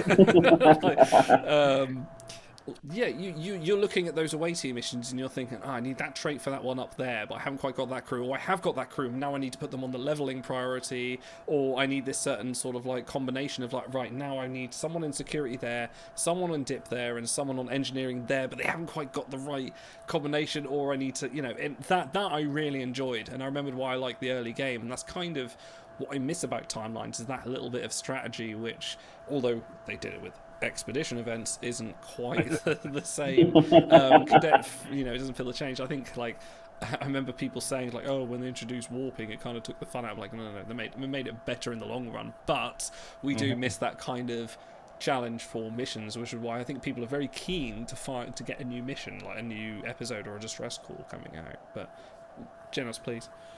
You've been doing this twice now. You've done this twice now. Yeah, the reason that I wanted to do it again is I was playing 2 additional alts, and it was kind of burning me out a little bit, so I retired my old VIP 0 alt and then my Nightmare alts from the original time. I just retired them and started a new one because I wanted to experience it again with my learnings from the first time through, but also I didn't have crew retrieval or the Celestia Marketplace. So crew retrieval moved things along a little bit because it's really cheap. ISM and credits wise to retrieve cadets. Like, I think it's like 100 Q for a gray and 300 for a green and 500 for a blue, so it's real cheap. And it's kind of fun grabbing the the 1, 2, and 3-star Dragon Balls to do that. So I've been enjoying that. And that's a different game, man. I call it that's it's weird. Sure? Same art. I'm telling you, it's weird. But the end game for this particular account, and I think I'm like 40 blues into, and then there's 91 blues now with now the badges in there. Eventually, I'm going to play this account as a purples only account. So I'm going to be using BigBook.app to plan my retrievals, and I'm gonna, I'm not going to care about honor sales. I'm just going to use my honor to cite. Sorry, James, you broke up there. What was the app you were talking about? BigBook.app. Thank you. Yeah, so I'm going to see how far I can get with just purples, but I'm probably a few months away from finishing the Nightmare account this time around. I'm going to play with all purples and see what happens. So I think Amal Chakotay, one of Otto's favorite purple crew, is still pretty strong, so I might grab him. But I just I'll echo what Frisky said. Is it's fun to be frustrated by the resource constraints. I've only just now got enough gold trainers that I don't have to buy them with honor anymore. Nice. And it's fun getting those lower collection tiers too. Like, it only takes like 5 new new crew to get to a new collection, and getting those tiny little increments that'll get you close to like a 5-hour voyage with blues. So I think it's fun definitely because fun. I think it's fun because you do have that kind of safety. No, don't say safety net, but there's another word for it. You have your main account. That's where you're doing your sort of like your real sort of work, and your nightmare is sort of fun to sort of relive that adventure, but without actually it meaning it. You say you're frustrated, but you're not really, because you're not playing this for like a real account. You're just kind of doing, well, I can't do it today, and you're like, I feel so frustrated I can't work through the game, because you're not trying to achieve anything for Nightmare. You've done that for your main account. So it's kind of where the fun is, in a way, is that is a kind of a no fucks given account. But a game's not fun if you can accomplish everything you want without any struggle, you know? Yeah, the fact of inventing even more struggle. Right. Yeah.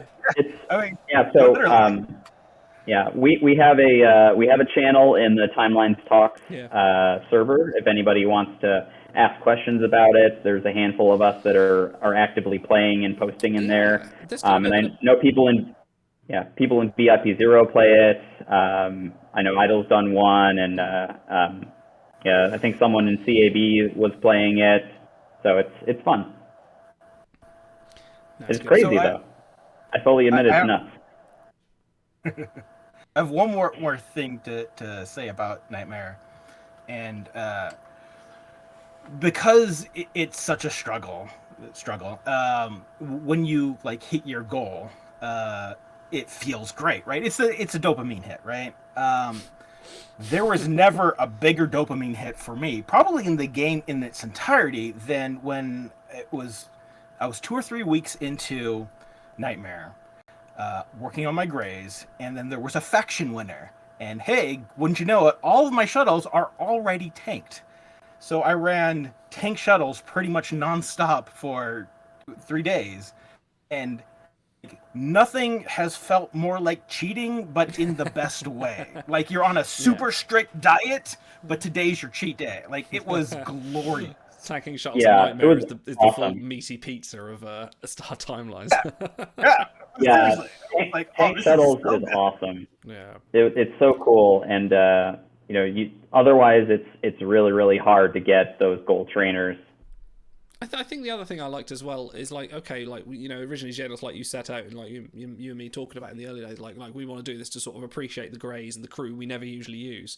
But nothing felt really better than like when we'd finished all the Greys and you start using your green crew for the first time, and like you're like, oh my god, these guys feel like rock stars. They're so powerful in comparison. Like you've been running voyages and trying to do all these missions with the Grey crew and struggling through, and then all of a sudden you get like Nurse Kess fully equipped, and you're like, holy Christ, I've never seen Med like this. Like I don't know why, but just think, like, and meanwhile on your main account you've got Medic Jet Reno just like, oh, the voyage, like, it feels like it's like awesome in comparison. It's a weird thing, but it's unique. It's fun.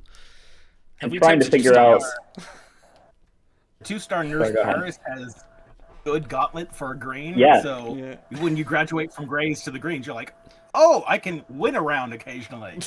Yeah. Otherwise, you're not just throwing all of your crew at a wall of walls of Red Angels and Balox, and even trying to do skirmishes. Like you can, you can do even what Elite is the second one with the 3 or 4 star ships. You can do that with Greys.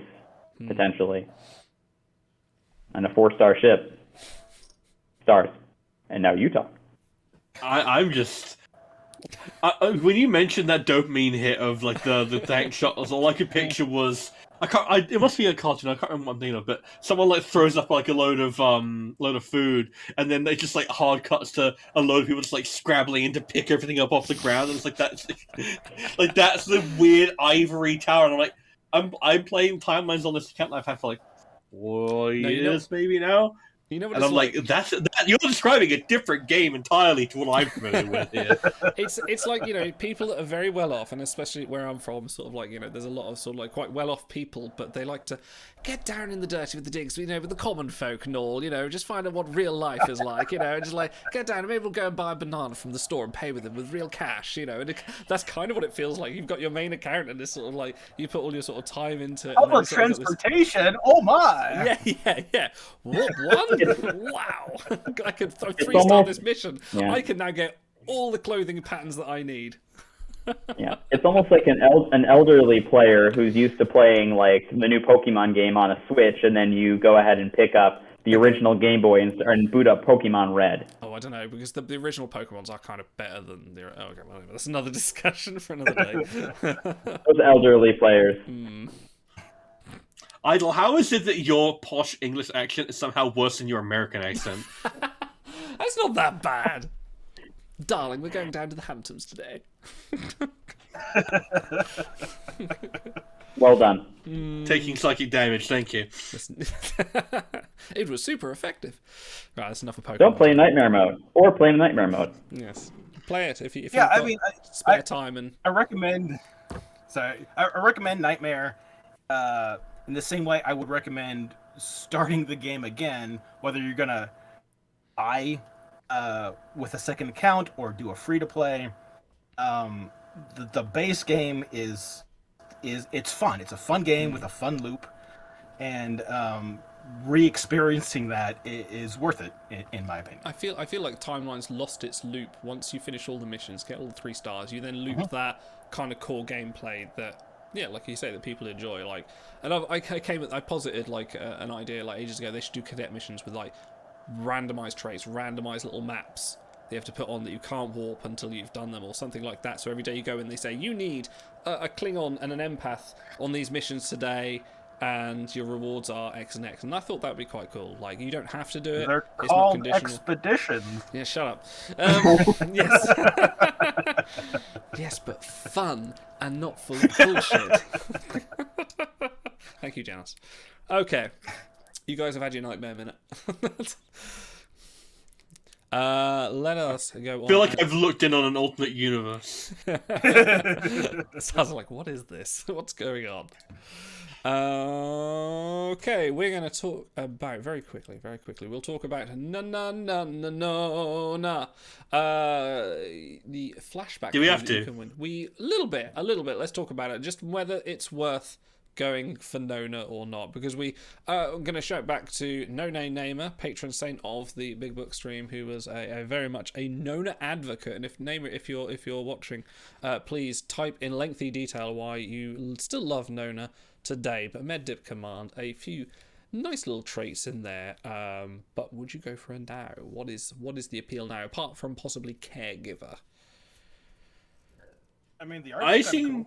Yeah, the art. Yeah, the art is actually good. I was going to say that, like, the only actual appeal I can think of is if they decide to do a fun TOS Bombshells collection. Because I feel like Nona came out around at the beginning of that sort of raft of, we were getting a few of these one-off, like, you know, like basically TOS, like, you know, really, like guest characters like Layla Kalumi, Nona, Princess Tonya Barrows, exactly. They still do them from every now and then, and they give them a decent amount of power most of the time. Nona was... I don't know what name. Namer, I respect you immensely. You're an incredible coding talent. You're a nice guy. I don't doubt your commitment to Trek and love and the advancement of humankind, but what the fuck, man? She's garbage. She's always been garbage. She's always been bad. Tier 9. I mean, as someone who, literally, if it's a command med voyage, it's civilian or Reverend Phlox and Captain Crusher. They're going on it. She doesn't look that bad. It's alright. Hey, 289 is the new Voyage 100. Like, yeah. I'm curious. I mean, I need to type up some stats. Give me a second. Her skill set, the fact that it has med command buoys her a little bit, but 300 basically as a voyage rank is pretty bad. Sure, she's got caregiver. You know, that's awesome. She's the only neural crew in the game. She's the best neural crew in the game, which is great. You know, botanist is a very niche trait that we could potentially hit. But if I'm going to borrow a line from Encanto, we don't rank for Nona. No. So, I believe I've talked in the past about a little bet I had with Big McLeod Huge, in which I finished off Humbled Archer and he finished off another 5-star crew. And it was literally a case of, we have these crews sitting on our roster today, the numbers look good. but we don't want to cite them because for various different reasons. I didn't want to finish it because it's from one of my least favorite episodes of Star Trek ever. But I was like, fine, screw it. He's got good numbers, and I'll do it. He came out 2 years before Nona, and is 170 voyage ranks better. Now, granted, they are a different skill order. She is dip base primary. She is base primary. But I feel like there are far better investments of your time, money, resources, digital ad server space, thinking time, just like the microseconds that it takes for you to form the word Nona in your name could be better spent doing something else. Perhaps contemplating the futility of your existence. There's just no, I don't. No, don't do it. Don't do Nona, kids. Don't do it. Especially She was. in the galaxy. Just don't do it. Yeah, not the best of flashbacks. And I believe if you do, if you do the event that she is featured in, which should be the flashback, will also feature Kivas Fajo, the other disappointment we had on the show for Auto. Oh, I felt so bad for Auto when that happened. Like, we're getting Kivas Fajo, but he's a 4-star. Yeah, who's the existing? I can't remember. I don't even remember. I believe it's Smuggler Cassidy Yates. Oh, yeah. Not the Cassidy Fajo, who needs to scapegoat O'Brien. So, but I think she's going to do it. I don't know. Another 4. She's a jury rigger. I remember back in the day, she was one of the. She was at Portal for a little while, and she was one of the few purple crew you could get that would get you to that 40 rank on jury rigger, because it used to be a lot. I remember that. Yeah. I remember that. Yeah. Back before I was elderly. Thank you, Pepper Ridge Farms representative Jenna Sedanian. All right, speaking of Purple Crew, this week's, and to close things out a little bit, this week's 4-star crew, Far Beyond the Stars crew, ominously starting to creep their way into the game a little bit, leading to maybe there'll be a Far Beyond the Stars collection at some point. Roy Ritterhouse is now in the game in the 6-pack this week. A Martok variant, thank God. Inspiring number 4 Psy rank, Psy-Eng dip. Guys, this is good art. This is good art. Oh, this is amazing This is art. This is great great. art. Incredible. This It's is art holding art, so Yes. it's sub art. So I'm Pointing, gonna, holding, I'm hat gonna wearing. see. There we are. This is the exact opposite of the rant I'm gonna go on about with Worf, because they went the extra mile with this art, and do you want to know why? The art he's holding is not the art that you would think they would give him. He is not holding the DS9 art. No. I think he's holding one of the other stories. I think that might be the one for Albert. Like, I think that might be O'Brien's character's art. And it's like, that's an extra little detail you didn't have to go to. And it's like, I loved J.G. Hertzler's take on this character. This is such a Jack Kirby style old comic, and like it really does say something so much about his voice. Like, he's like speaking through the cigar, and it sounds exactly like Martok normally. And it's just, this is a great, like, I'm sure this is a herald of in 9 months we're going to get Far Beyond the Stars crew, and he's going to be out of Portal, and everyone's going to be like, oh, I should have gotten him. But for the moment, I'm going to put that off in blissful ignorance, and I'm going to pretend that's not going to happen, and I'm going to just revel in the fact that art is great. And Chaiporn beat me to it. I was about to say the art he is holding is better than the Mokbara Wharf art. It's true. Yeah. What I need someone to like Photoshop Mokbara Worf's art onto that page. Oh my god, this has so much meme potential. This is brilliant. Yeah. Like, and have the caption be like, "This is worthless." No, even better. You take the episode where it starts off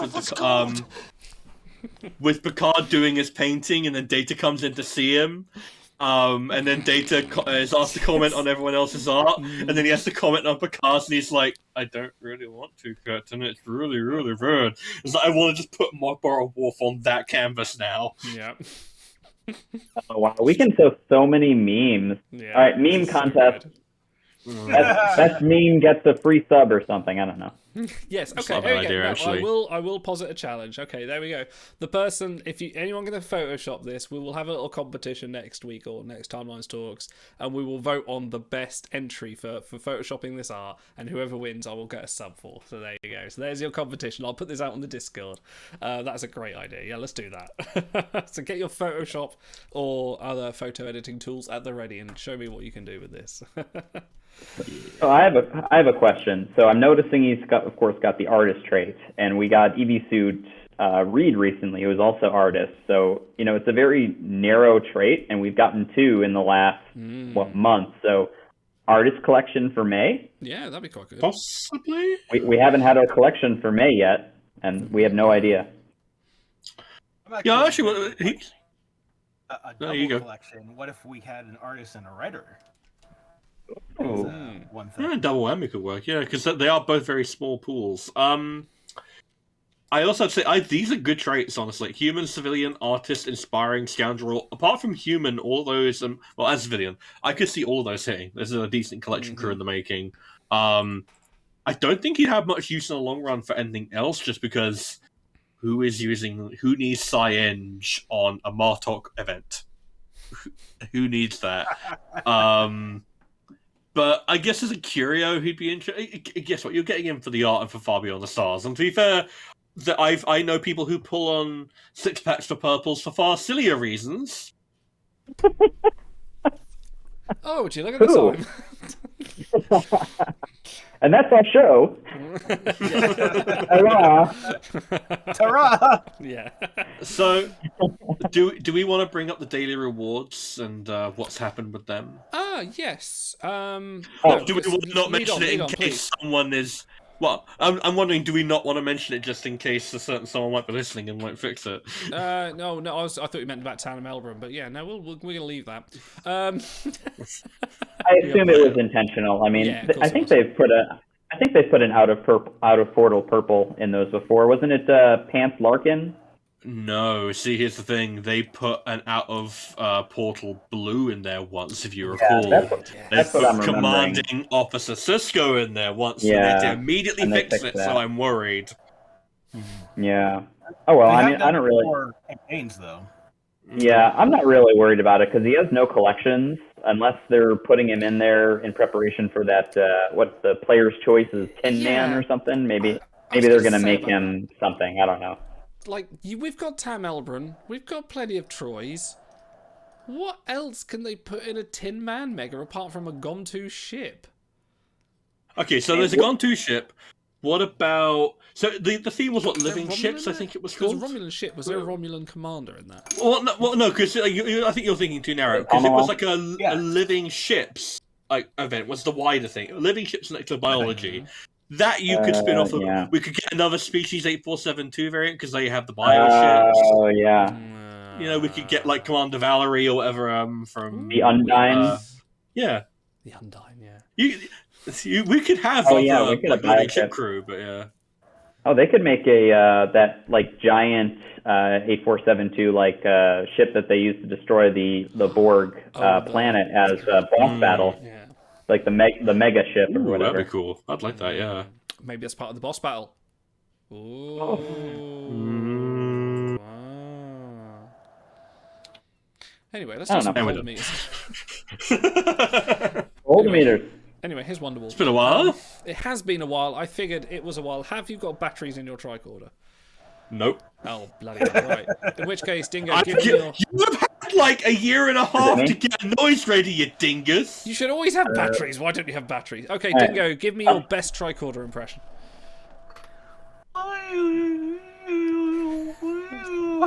That's amazing. I can't see it, so you're gonna tell me when to stop. All right. Let's stop. I'm hearing Met Oh no, I've got to stop. with a hint of bio. All right, there we go. There was a 4-star in that last one. Okay, 0 stars on Desert Philippa Georgiou, 0 stars on Agent Janeway, 0 stars on Kal Haya Bashir. Yeah, Bashir. Ooh, it's got to be Bashir. Land before time Bashir, long neck Bashir. Oh my god. No, it's don't try and guess where this like stick is going, Bashir. Yeah, this is a pretty big slam. Like, this is a very beige beholder, certainly, but yeah, it's kind of got to be Bashir. This is the beige filter. This is my kid's dinner. This is like the fish fingers and chips of crew. Janeway is kind of getting real chummy with Bashir in this. Yeah. Like she's like coming up and you're like, I'm gonna put my hips against you. I think she's more like looking at his weapon, going, "Is that all you got? I've got this." All right. You can't kill many Nazis with that. Get a load of this. Yeah. Okay. I think it's Bashir with a bullet. Yeah, I can see people going Janeway for events, and I can see people going Giorgio for collections. But I think if you've got neither of the others, probably Bashir. Section 31 show. Eventually. All right, Genos, your best tricorder, please. Thank you, R2D2.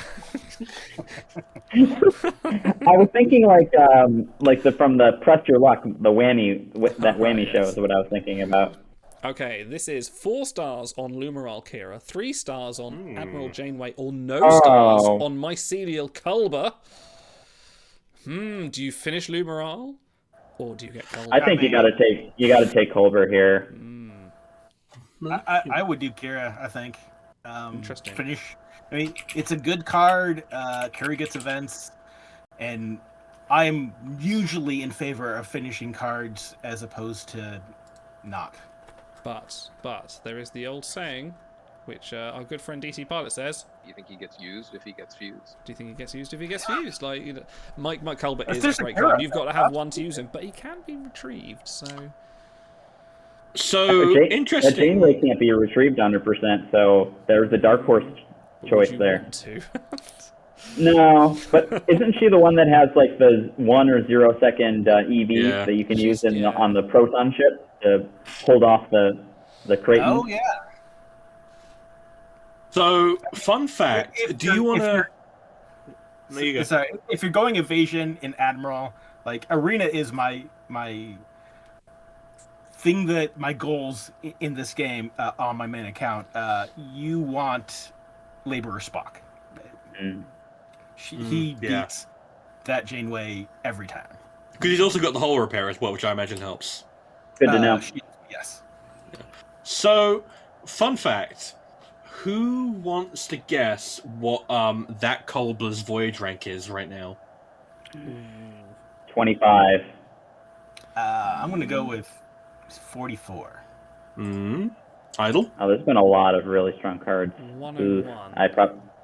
I did terrible. Idle was closest, 89. Wow. Holy He is shit. 4 ranks off of Tiana, and she has a better stack, technically speaking. Interesting. Dear God. What has happened to Mike Serial Culber? I imagine that number is not representative. I imagine that's because of the way the boosts are slanted, because of the lack of med and psi, which he is like heavily reliant on.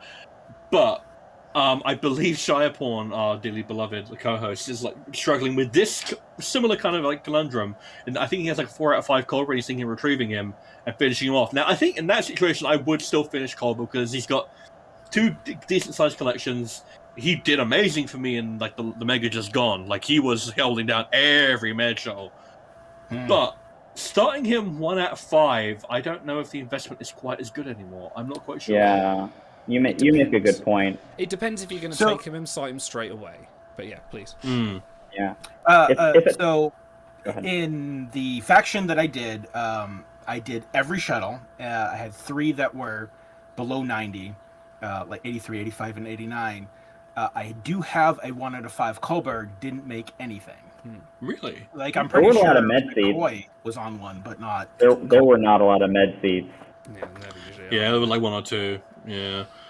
But yeah, if you take this if you take this Culber and you cite him straight away, you make that decision. Yeah, you'll use him straight away. But you will. Like, Sorry, Shy. But yeah, if you're not prepared to dump the sites, maybe Kira's the better choice. But on the flip side with Kira, like, look at returning Saru, the Picard we've just got. There are so many Command Dipset crew that are coming out a lot in the top ranks that you've gotten for free. Like, she's got a lot of competition. He doesn't. Like even with That Tyler is coming true. out, like there is, he will still excel and probably will for a while. So yeah, I would go Culber and look for him to be a long-term project. Or I mean, I'll tell you right now, Idle. I have Lumeral fully fused. I sighted her up once I got her, and she's only made 6 voyages for me in the last 90 days. And just because she's got so much competition at those top ranks, even though her voyage score is really strong, these crew that we've gotten for free, like Sahil, Green Disguise Kira is a common one that people have, Sinister Picard, like all these CDS crew at the top are pushing her out. She doesn't have a long shelf life for voyages, but she will for events.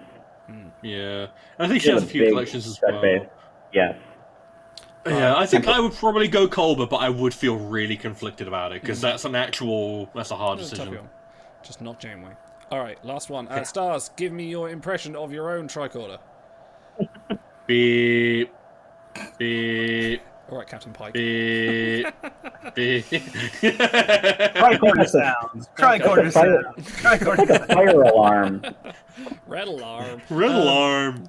Okay, 0 stars on Assimilated Hawk, 0 stars on Captain Burnham, 0 stars on Displaced. Gabriel Burnham. Yeah. Yes. I thought she got the name of the trait. Yes, she does. This is an easier one, but It's Hawk. Maybe we should do another one. We will. With a bullet. I mean, a Burnham's a Burnham. Like, Burnham will get events. She's not... I mean, Captain... It's such a shame, because it's a pretty iconic moment for sort of Season 3 of Discovery, but she's such a sort of card, really, like Captain Burnham, which is such a shame, but... Well, to be fair, she's wearing the grey uniform, so you can always get a redo with the, more attractive red uniform. You can, yes. And she's I think that... Yeah. Maybe there's art in the game for that anyway. Who knows? Very possibly. A lot of people have been talking quite highly about Gabriella lately, partly for sort of like collections and sort of her. I believe she's got some big bases. I think Jen, I saw you were talking to Auto about this recently. Yeah, she was the reward in the event that DC Pilot finished second for, so he finished her, and I know that she did some good work for him in events recently before he flounced from the game, and she picked up Displaced. I think she's got 4 or 5 collections, but I mean, unless you're a collection hound, she's probably the second best choice in this Behold. But there's reasons to take her. All right, let's see if we can get a good one. Okay, I'll do my tricord now. Okay. Actually, I'm going to do that again. Let's find a conflicting one. All of these have to be clipped. All of them have to be clipped. Okay. Here's a good one. 0 stars on Anorax, 1 star on Mira Landry, or 1 star on Admiral Maxwell Forrest. Is this a good Behold? Maybe not. Now I think about it. Maybe I'll do that one again. Let's spin it again. Yeah. No, that's not good. Okay, now this one is interesting. 0 stars on Lucan, 0 stars on Away Team Burnham, or 1 star on Phoenix Cochrane. I know what your way you're going, Janos. I know which way. Objectively, Lucan is the best choice, unless you really, really want Burnham for Gauntlet. Mm-hmm. And I think this is the one you can retrieve her, so not like Away Team number 1 that you can't retrieve. Yeah. So, I mean, Lucan objectively is the best card here. If you were a Gauntlet Hound, take Burnham. That's my thought. Doodle mark for me. And then for Cochrane, we didn't see him this first contact day, but he's been in several. He might come up again. Yeah, it'd be one of the other two. I'd probably better go crew Lucan. that way. Yeah. But yeah, if you wanted Gauntlet, Away Team Burnham is a really good choice. Yeah, I'm just trying to remember. How many what's the collections for Cochrane? I'm just Cultural figure, inspiring, maybe innovator. Yeah, Innovator, yeah. So yeah, 3 collections. He's got Pilot and Warp Theorist. Could be collections in the future as well. I want him for my Pilot Mega. Pilot Mega. Exactly. Cultural figure, inspiring, pilot, drunk. I don't know whether I'd go Locan or Burnham, because it's not Locan. Lucan. Lucan. Yeah. He's the worst dad, though. Worst dad. Like he's a Luke great on dad, your like, works in despair. Yeah, he is objectively an amazing. Does he have dad. caregiver? No, who is it that has caregiver that shouldn't? Oh, that's one of the Raffis, isn't it? That's Reunion Raffi. Oh, yeah. The one who is reuniting with her son, and she was a terrible mother too. He basically tells her what a piece of shit she was. So. Yeah. But yeah, I don't know. You can give her the anti-caregiver, caretaker. Could you caretaker? You know, we got one of those. Denier of care. I've seen care that you could receive, and I've decided to reallocate it elsewhere. What if they added crew that actually added, or amazing, but added like negative connotations to the game? Like they're an amazing Voyager, but now all your shuttles suck. Oh man, that would be cool. I think that already. Yeah, maybe. If you have this you're poisoned, you'll take damage every 10 steps. there are multiple crew that actively steal a crew slot away from you. They're that bad. Yeah, so. That's true. Did we forget to talk about Rittenhouse's? Oh, we did, didn't we? Yes. Yeah. So for those who have Rittenhouse, go and put him on your ship and click his line. He might have a bit of a weird voice. He actually has a sound clip.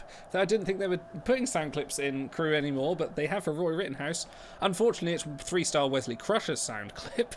So, which is makes it all the more amusing. But I'm going to assume this is I'm not going to assume they copy and pasted another crew at all, and then just put stats in and increase the rarity. No, they wouldn't do that, would they? The fact that you said again, I think, kind of says it all. Really, you kind of gave it away there, bud. Yeah. Because I believe like Culver was the last one they did that with, wasn't it? That's the last one I can remember. You mean Confidant? Cornwell? Oh, yeah, Cornwell, Confidant, Culver, yeah. Confidant Cornwell, yeah. Yeah, so yeah, that happened. So yeah, if you have Rittenhouse, go and check them out before they fix it. It's an amusing. I put a clip on. I think I put it on our timelines thing somewhere. If not, I put it on the forums. Definitely in the unofficial changelog. It's in there. Dan loves you. Fucking hates me, but there we are. I'm very surprised to say that WRG still talk to us, but there we are. It's almost like you own the #1 premium exclusive Timelines talk show around. Someone create a competition. Do better. Come on. you are a player that has some influence in the game. Just skirting around. Is that better than my usual one? Have some influence. Some kind of influence. No. We're getting too disgusting now. I'm not going to end the stream right now. Thank you, guys, for coming. Thank you, Genos, for gracing us with your presence yet again. And thank you very much, Dingo, Frisky Dingo, from the 10 Forward Loungers, former fleet of mine, for coming along. Mine too. Yes. Yeah, that's true. Yeah, you were in it as well, weren't you, Chance? Final words, any shout-outs you want to give before we close out? Hi. Thanks for having me. This was great. Yeah. Had fun. I want to give my best to Suncoast and their Admiral Cranky because they let my Nightmare alt in, even though he, it provides no help to the fleet rank or anything like that. So I appreciate it. Oh. There you go. So thank you, Cranky. Yeah, thank you, Cranky. I think my Nightmare alt is still in Suncoast, despite the fact I haven't actually touched it in a month. But there we go. I have said just kick me out. Guys, they're too nice for their own good over there. They let Jellison after all. It's a great fleet. It's a really good up and coming fleet. I've been quite happy to see how sort of like they've come up lately. It's a good fleet, quality people inside them. This Saturday we have Star Trek Adventures, the role-playing TTRPG that me, Stars, Shy, Spocky will be playing. Apparently I did get booted ages ago. There we go. Yes, we will be playing this Saturday, and we are beginning our very first Klingon campaign, which I have been working diligently hard at. I'm very excited, and our players are creating original characters. A little bit of a tease. Stars, do you want to tell us about your character? Who you are and what you are? I believe I've already gone into detail on because we did our character building give us session. A quick summary. Give us a little tease. So his name is Machiavel. Good, I'm glad you and he is from the. the. You got to get the guttural throat noise on the way because. Well, you've been doing your learn Klingon while you sleep tapes. I have Power Klingon on cassette tape. Yeah, on cassette tape. It doesn't play well in MP3 for whatever reason. And he is going. I believe he's like our ship's medic, isn't he? I don't know if you've put him down officially as that. Okay, cool. and he has a prosthetic. I think that's an arm and leg, I believe. I have to nail that down, so I'm not swap. Maybe I should just swap legs and see if you notice. It's old Mr. McGregor for a leg for an arm and an arm for a leg. Should have like a blade arm. Yes, yeah, Ooh, a blade arm. Oh, yeah. That's a good idea, actually. And his a blade arm and a leg gun. I'll become Wolverine. It'll be great. And his gimmick is that he attempts to kill political rivals while they are in triage after a battle, so he can advance and take their spoils, as it were. So very dishonorable, very duress-like. We'll see if he plays well with the others. I'm very interested to see how he deals with other people. It's gonna be a lot of fun. Yeah, so it's. Yeah, very exciting. And shout out to Big McLarge Huge, who helped me with the intro by providing some rocking guitars. But look out for that this Saturday. And we will be back next week with Timelines Talks. Have a look at the events page on Discord, where we've got lots of stuff coming up, including the stars. When you go and visit Auto, we are going to be doing some Star Trek improv over there as well. So that's going to be a lot of fun. So I'm looking forward to seeing you two just goofing about and me trying to control you when you're in the same room. That's going to be a fun dynamic. I'd like to say I'm going to be a stabilizing influence, but I can't promise it. Guys, and thank you very much. Yes, we will be doing a meme challenge. Thank you, Charlie Trek, if you're watching, for reminding me. But thank you, everyone, for watching. Thank you, Dingo, for coming. Thank you, Janice, for coming. And thank you, Stars, as always. We will see you next time. Ta-ra.